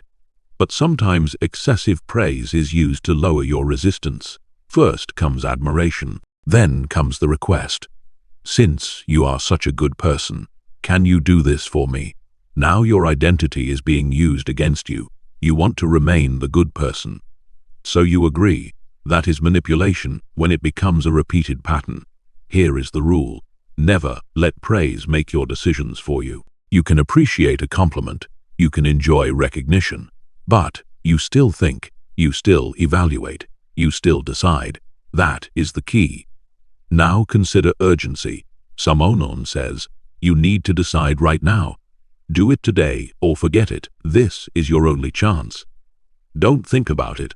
Why would someone want you to stop thinking? Because time creates clarity, pressure creates reaction. If someone benefits from you making a fast emotional decision, slow down. Say, I'll think about it. That is one of the most powerful sentences you can learn. I will think about it. It creates distance between pressure and action. You don't need to answer immediately. You don't need to justify why you need time. You don't need to feel guilty for thinking. That is discipline. When someone creates urgency, create space. Now, let's talk about confusion. Confusion can be a powerful tool. Imagine someone says one thing today and the opposite tomorrow. They deny what they said. They change the story. They give vague explanations. They make you question your memory. You begin thinking, maybe I misunderstood. Maybe I remembered incorrectly. Maybe I am overreacting. Stop. Document important facts when necessary. Ask clear questions. Focus on observable events. What happened? What was said? What was agreed? What changed? Don't allow a conversation to become a fog of emotions. That is the key. Clarity is protection. You don't need to prove someone's intentions. You only need to understand the facts well enough to make a decision. Now, let's talk about the silent treatment. Silence itself is not manipulation. You learned in Chapter 5 that healthy silence can create space. Someone may need time to calm down. That is normal. But there is a difference between, I need some time, let's talk tomorrow, and I will ignore you until you give me what I want. The first is emotional regulation. The second can become emotional punishment. Does silence create space? Or does silence create fear? Does the person return to the conversation? Or do they use withdrawal to control you? That is the difference. Again, don't judge one moment. Study the pattern. Now think about threats. Someone says, if you really loved me, you would do this. If you leave, I'll make sure you regret it. If you don't agree, I'll tell everyone. If you don't help me, you are a terrible person. These statements attempt to control your decision through fear, guilt, or emotional pressure. You have a choice. You can surrender, or you can pause. You don't need to make decisions under threats. You don't need to prove your loyalty by abandoning your boundaries. That is the key. Love does not require the destruction of your judgment. Respect does not require obedience. Trust does not require blind compliance. Now, let's talk about victimhood. Some people genuinely experience hardship. They deserve compassion. But there is a difference between asking for support and using suffering to control people. Imagine someone repeatedly hurts you. You confront them. They respond, you know what I've been through. Suddenly their pain becomes a reason why you are not allowed to have boundaries. Their suffering may be real, but your boundary can still be real. That is an important lesson. Understanding someone's pain does not require accepting their harmful behavior. You can have empathy without surrendering yourself. You can say, I understand that you are struggling, and still say, I can't accept being treated this way. That is strength. That is emotional control. Now, let's talk about projection. Sometimes people accuse others of the very behavior they are displaying. Someone who is dishonest constantly accuses everyone else of lying.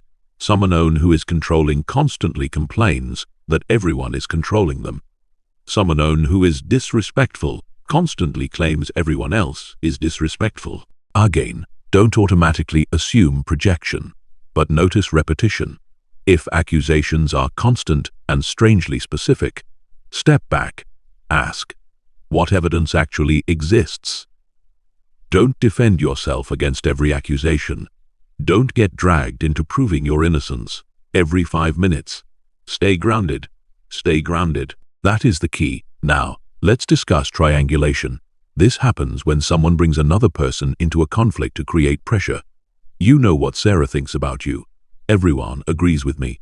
Joan told me you are difficult. Your friends are saying things about you.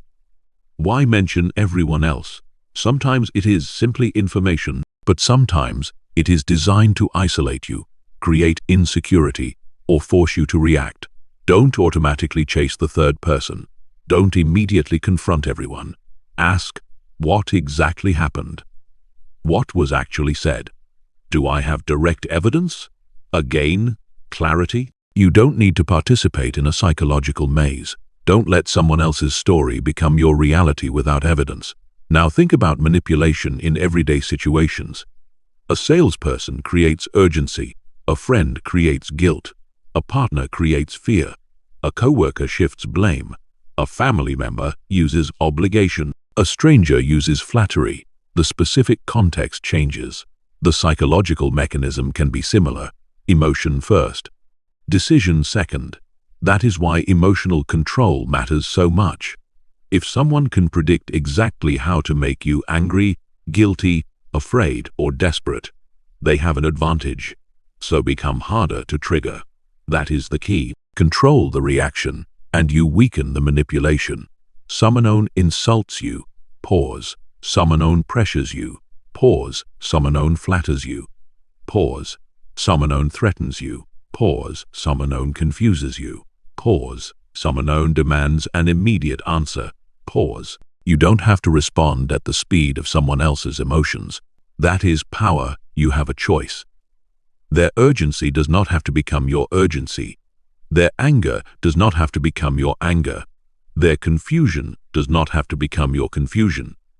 Their guilt does not have to become your guilt. Their insecurity does not have to become your insecurity. That is the key. You control your response. Now here is the transformation.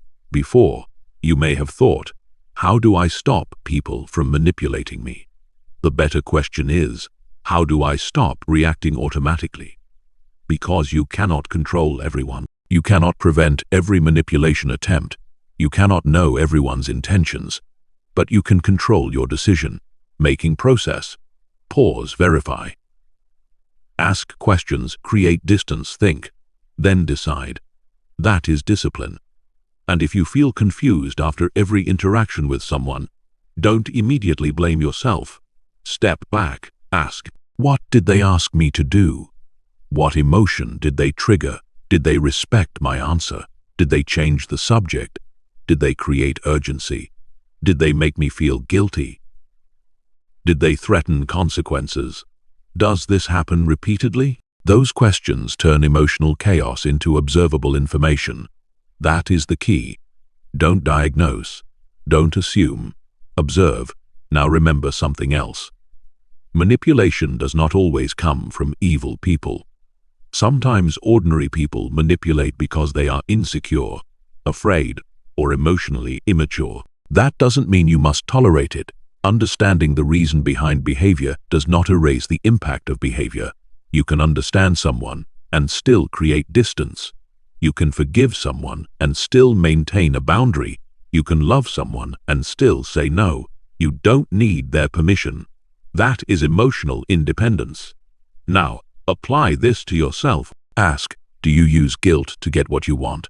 Do you punish people with silence? Do you exaggerate problems to gain sympathy? Do you create urgency when you want someone to agree? Do you become angry when someone says no? Do you use compliments strategically? Do you shift blame when you make mistakes?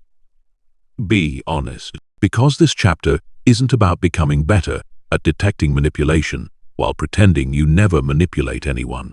It is about becoming more conscious. That is the key. Self-awareness comes before mastery. If you want people to respect your boundaries, respect theirs. If you want people to communicate honestly, communicate honestly. If you want people to accept no, learn to accept no. If you want emotional freedom, stop trying to control other people's emotions. That is quiet discipline. That is mental strength. And that is the difference between reading people and understanding people. You don't need to become suspicious. You don't need to become cold. You don't need to assume everyone has hidden motives.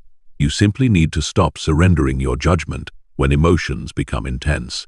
Remember, pressure is a signal to slow down. Confusion is a signal to clarify. Urgency is a signal to pause. Guilt is a signal to examine the boundary. Fear is a signal to think carefully, and repeated emotional pressure is a pattern worth taking seriously. You have a choice.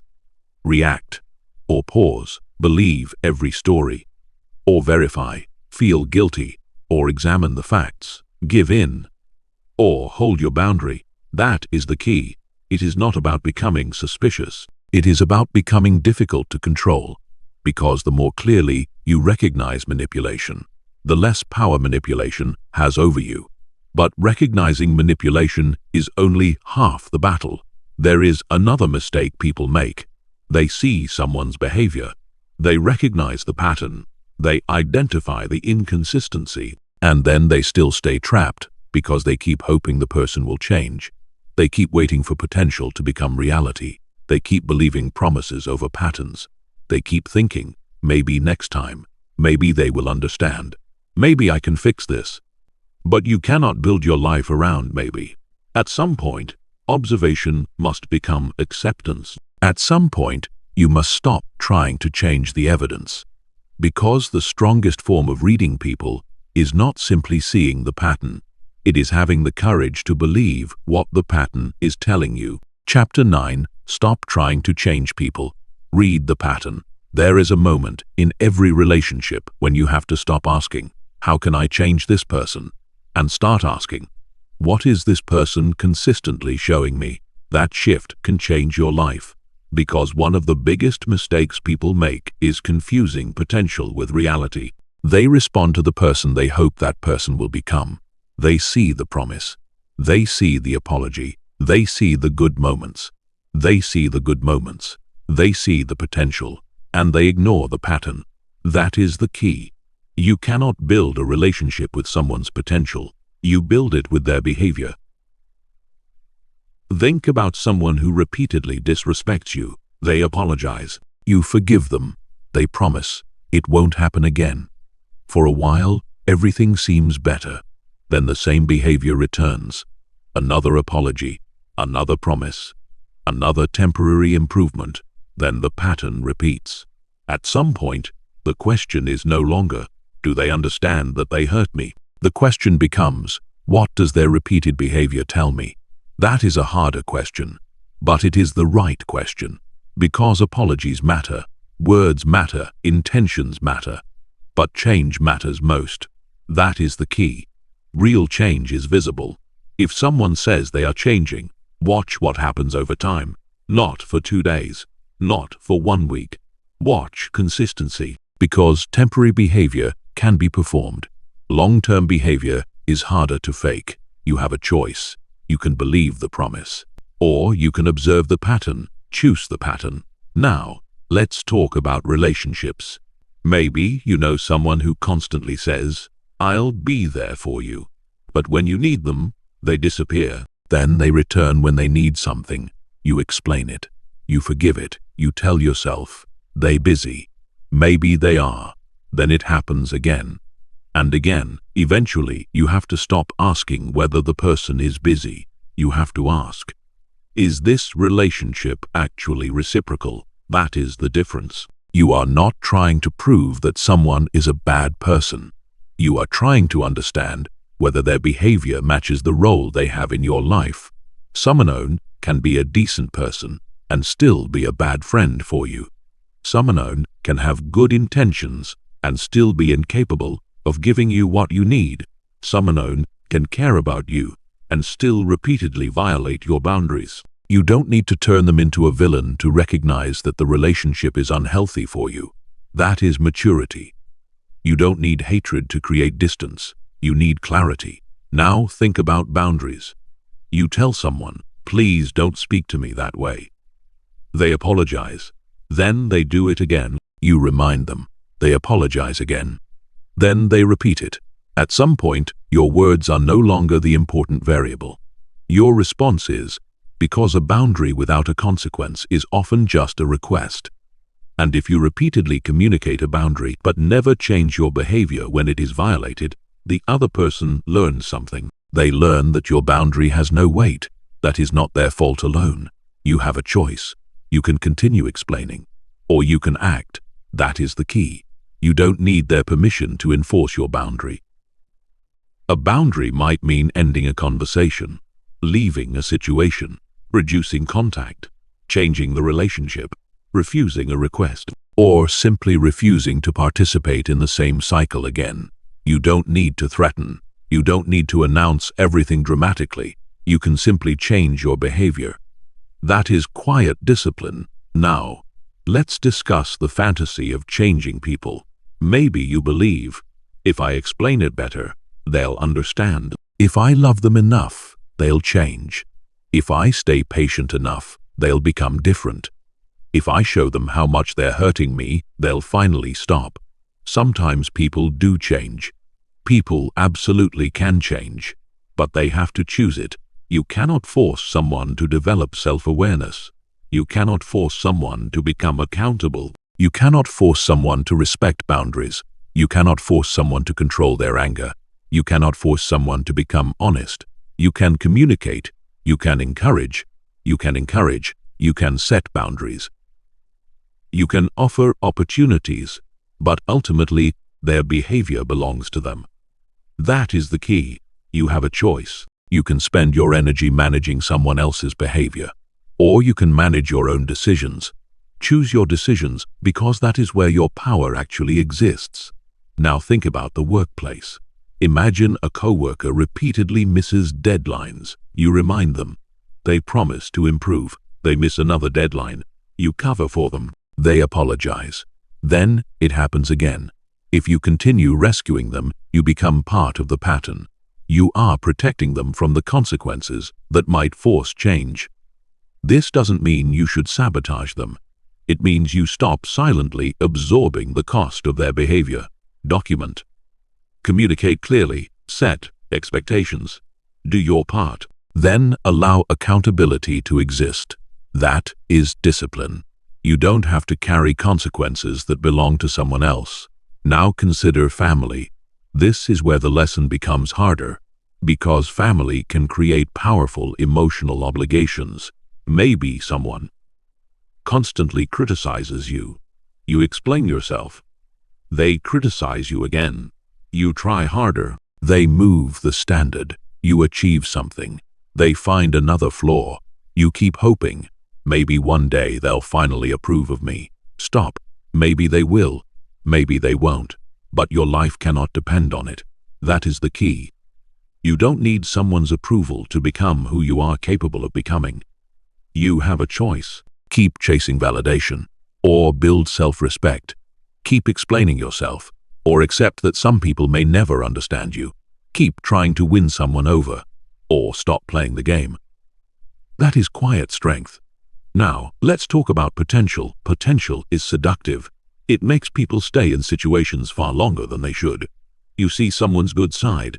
You think about what they could become. You imagine the future. But potential is not evidence. Potential is possibility. Behavior is reality. That is why you must ask, what is happening consistently right now? Not, what could happen? Not, what happened once? Not, what did they promise? That is the key. Read the pattern, not the fantasy. Now consider someone who repeatedly lies. Maybe you catch them. They apologize. Then they lie again. You discover another lie. They say, I was afraid to tell you the truth. Maybe, but eventually the reason becomes less important than the pattern. If you cannot trust their information, you must change the level of trust you give them. That is not punishment. That is calibration. Trust should respond to evidence. If someone repeatedly demonstrates reliability, trust can grow. If someone repeatedly demonstrates unreliability, trust should change. That is rational. Trust is not a gift you give forever. Trust is built through behavior. Now think about emotional attachment. Sometimes people know a relationship is unhealthy. They know the behavior is inconsistent. They know the pattern, but they stay because they are afraid of losing the person. This is where emotional control matters. Fear can make you negotiate against reality. You think, maybe something is better than nothing. Maybe I won't find anyone else. Maybe this is as good as it gets. But those thoughts are not evidence. They are fear. You have a choice. You can let fear decide, or you can let reality decide. That is the key. It is not about whether you can survive without them. It is about whether staying requires you to abandon yourself. That is a different question. Now, let's talk about repeated disrespect. One mistake can be repaired. One bad day can be understood. One misunderstanding can be resolved. But repeated disrespect after clear communication is different. If someone knows the behavior hurts you and continues doing it, the information becomes stronger. You have told them. They know. They continue. Now you need to stop asking for information you already have. That is powerful.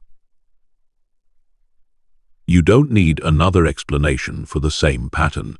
Think about someone who repeatedly breaks promises. You don't need the 10th promise.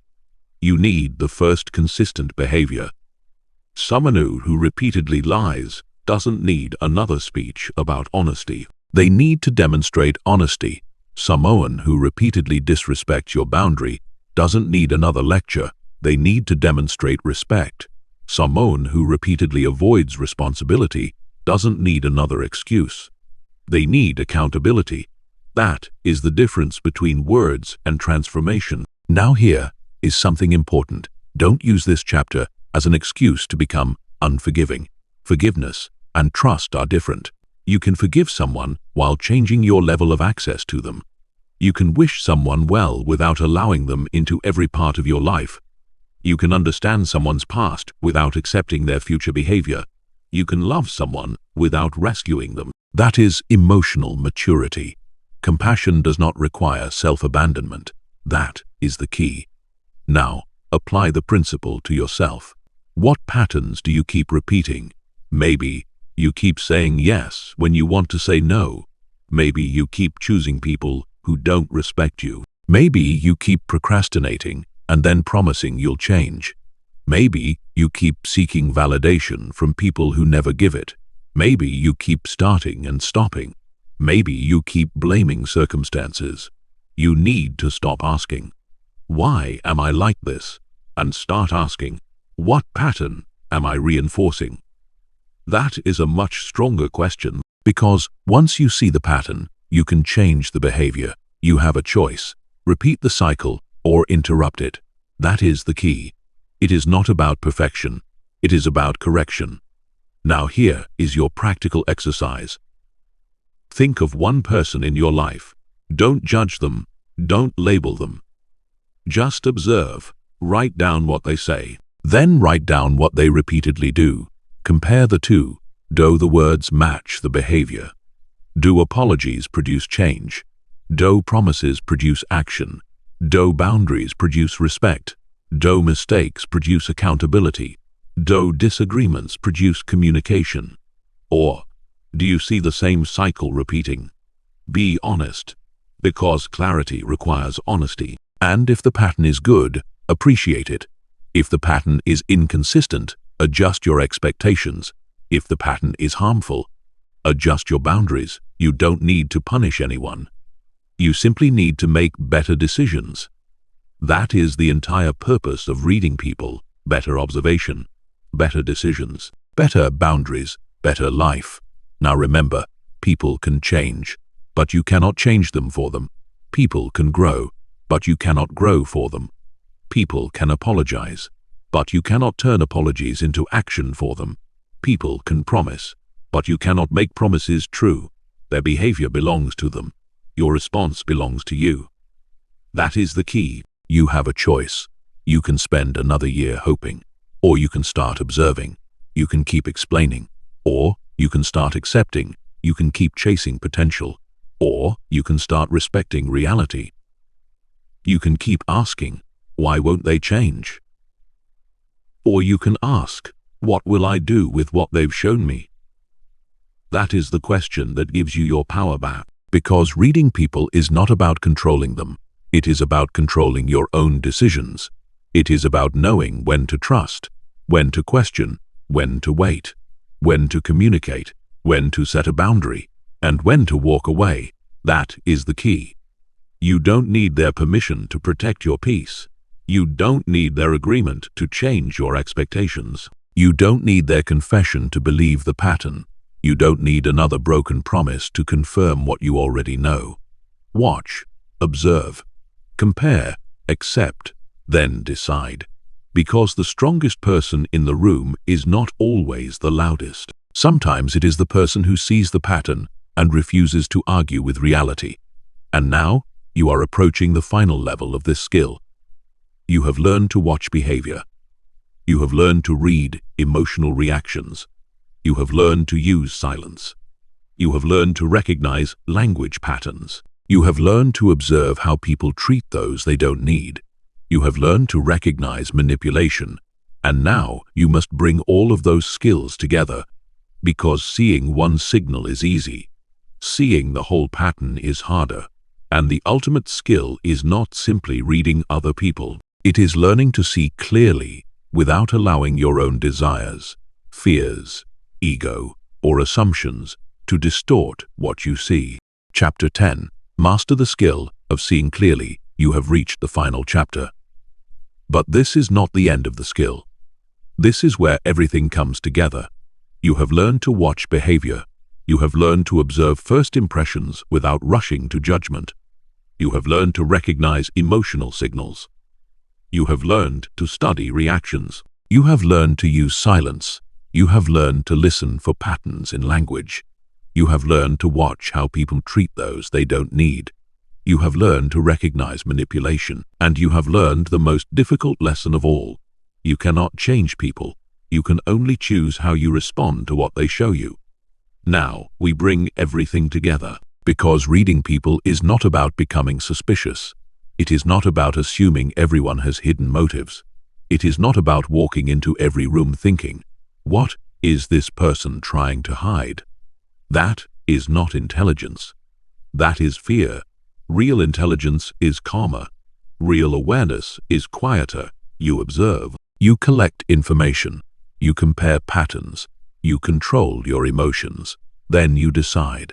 That is the key. Seeing clearly means seeing reality without forcing it to match what you want. And that is much harder than it sounds. Because your emotions will try to interfere. Your desires will interfere. Your fears will interfere. Your ego will interfere. Your attachment will interfere. You may see exactly what is happening and still refuse to accept it. Why? Because acceptance can hurt. Sometimes the truth is easier to see than it is to accept. You may know someone is unreliable, but you want them to be reliable. You may know someone doesn't respect your boundaries, but you want the relationship to work. You may know someone is manipulating you, but you are afraid of losing them. You may know a situation is not working, but you have invested years into it, so your mind creates explanations. Maybe things will change. Maybe I misunderstood. Maybe I am being too sensitive. Maybe if I try harder. Maybe. But you cannot build your life on maybe. That is the key. You must learn to see what is happening, not what you hope is happening. This is where emotional detachment becomes powerful. Detachment does not mean becoming cold. It means becoming capable of observing without immediately needing a particular outcome. Imagine you are talking to someone you desperately want to impress. You will interpret their behavior differently. They smile. You think, they really like me. They become quiet. You think, I did something wrong. They take longer to reply. You think they're losing interest. Your desire is controlling your interpretation. You are no longer observing. You are hoping. That is dangerous. Now imagine you become emotionally detached. You think they responded differently today. That is it. You don't immediately create a story. You observe. You wait. You gather more information. That is strength. You don't need to know the answer immediately. You need to remain clear enough to recognize it when the answer becomes visible. That is the key. Now think about fear. Fear can distort perception too. If you are afraid someone will leave you, every small distance can feel like rejection. If you are afraid of failure, every obstacle can feel like proof that you should quit. If you are afraid of being disrespected, every disagreement can feel like an attack. Fear takes neutral information and gives it a threatening meaning. That is why self-control matters. Before you interpret someone else's behavior, ask, what am I feeling right now? Are you angry? Are you afraid? Are you desperate for approval? Are you jealous? Are you insecure? Are you attached to a particular outcome? If the answer is yes, slow down. Because your emotional state may be affecting what you see, you have a choice. You can react through your emotion, or you can create distance between the emotion and the conclusion. Choose distance. That is the key. A calm mind sees more than a desperate mind. Now, let's combine the signals. Imagine someone says they respect you. That is one piece of information. Now watch their behavior. Do they respect your boundaries? Do they listen when you disagree? Do they keep their promises? Do they speak respectfully when angry? Do they respect you when they have nothing to gain? Now you have more information. Then observe their reactions. What happens when you say no? What happens when you criticize something? What happens when someone else succeeds? What happens when they make a mistake? Now you have more information. Then listen to their language. Do they take responsibility?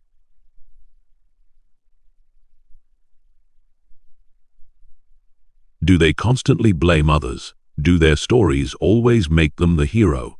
Do they repeatedly complain about the same people? Now you have more information. Then watch the pattern over time. An signal is a clue. A pattern is evidence. Remember that. This is how you avoid the biggest mistake in reading people. Overinterpreting one thing. Someone crosses their arms. You decide they're defensive. Someone avoids eye contact. You decide they're lying. Someone speaks loudly. You decide they're aggressive. Someone is quiet. You decide they're insecure. Slow down. Human beings are complicated. Context matters. Culture matters. Personality matters.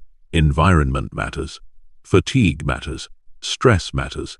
You don't know the whole story from one signal.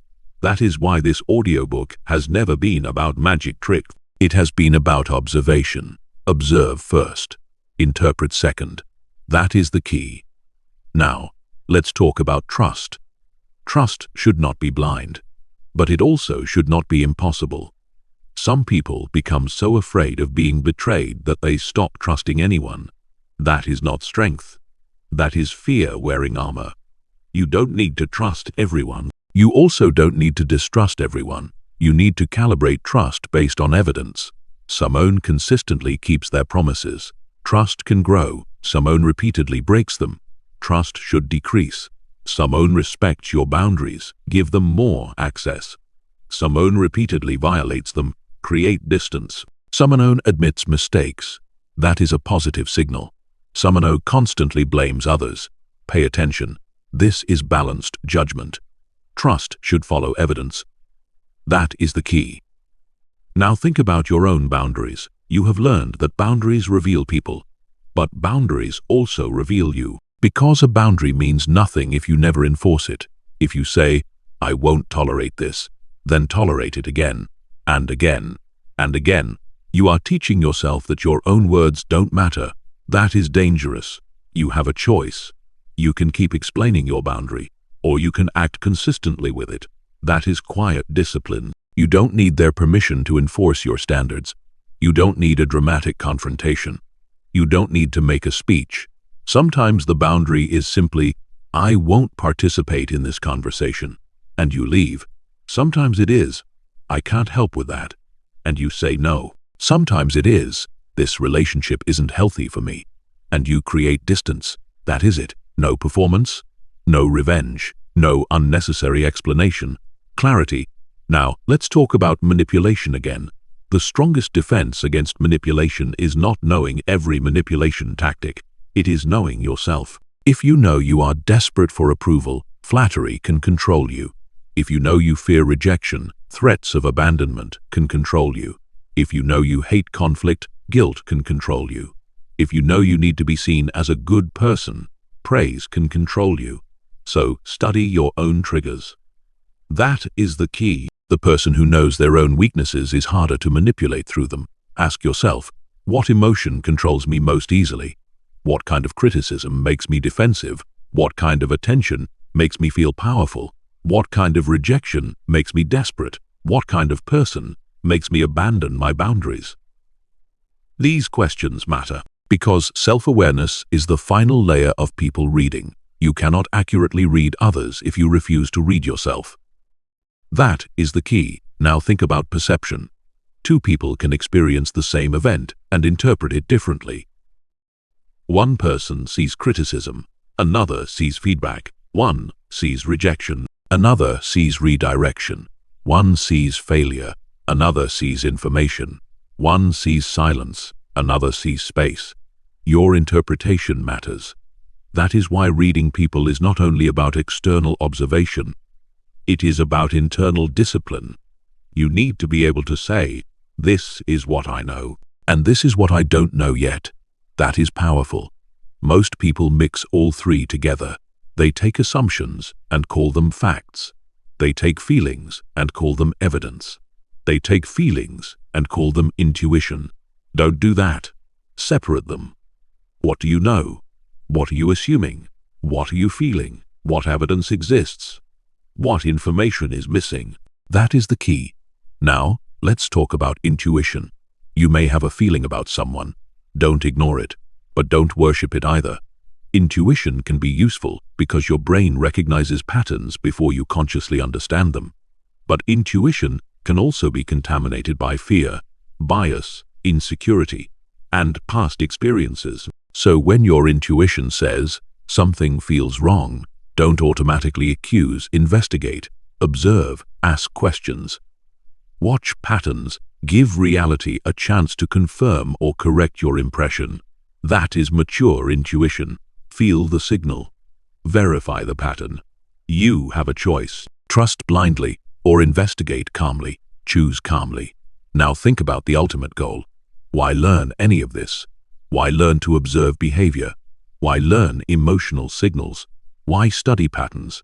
Why understand manipulation? Because clarity gives you better choices. That is all. You are not learning to control people. You are learning to stop being controlled by confusion.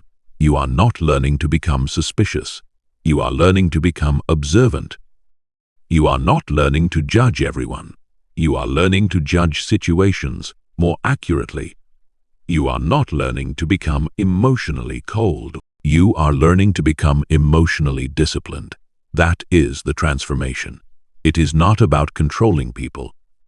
It is about controlling yourself. That is the key. Think about who you were before this audiobook. Maybe you trusted words too quickly. Maybe you ignored behavior. Maybe you overreacted to small signals. Maybe you chased people for attention. Maybe you explained yourself constantly. Maybe you tolerated disrespect because you hoped things would change.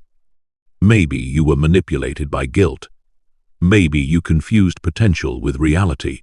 Now you know better, but knowing is not enough. You have to practice. That is where transformation happens. The next time someone makes a promise, watch the behavior. The next time someone disagrees with you, watch the reaction. The next time someone says no, watch how they handle it. The next time you say no, watch how they respond. The next time someone pressures you, pause. The next time you feel emotionally triggered, pause. The next time someone tells you who they are, listen. Then watch, always watch. Words are clues, behavior is evidence. Patterns are the truth you can actually work with. Now let's make this practical. For the next 30 days, become an observer, not a critic, an observer. When you meet someone, notice. When you work with someone, notice. When someone disagrees with you, notice. When someone becomes angry, notice. When someone receives criticism, notice. When someone gets rejected, notice. When someone gains power, notice. When someone loses power, notice. When someone has nothing to gain, notice. And when you notice something, don't immediately label it. Write it down mentally. What changed? What repeated?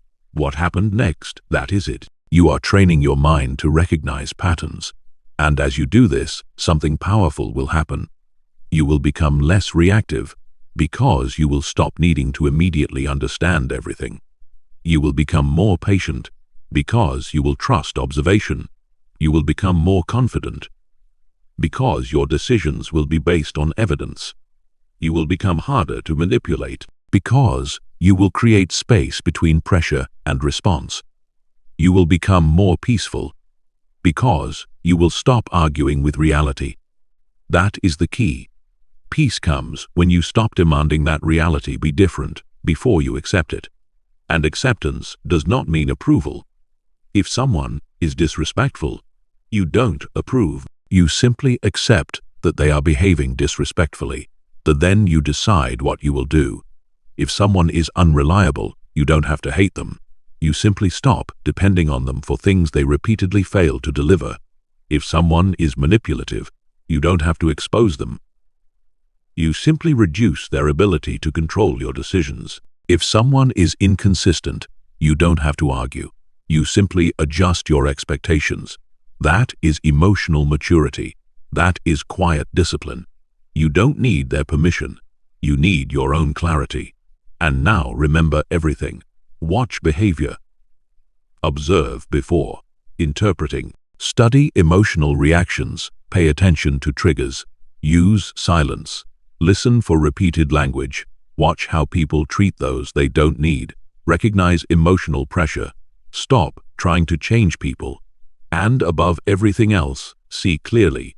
See what is happening, not what you hope is happening. See the pattern. See the evidence, not the excuse. See the reality, not the fantasy. That is the key. You have a choice.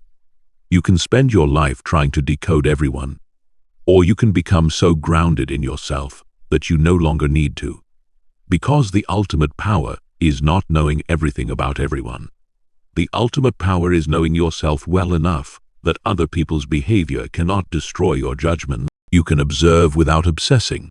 You can care without chasing. You can trust without becoming blind. You can forgive without forgetting. You can love without abandoning yourself. You can walk away without hatred. You can say no without guilt. You can remain silent without fear. You can listen without surrendering your judgment. That is strength. That is emotional control. That is mental toughness. That is quiet discipline. And that is what it means to truly understand human behavior. Because once you learn to see people clearly, you stop needing to force clarity out of them. Their patterns speak. Their reactions speak. Their choices speak. Their consistency speaks.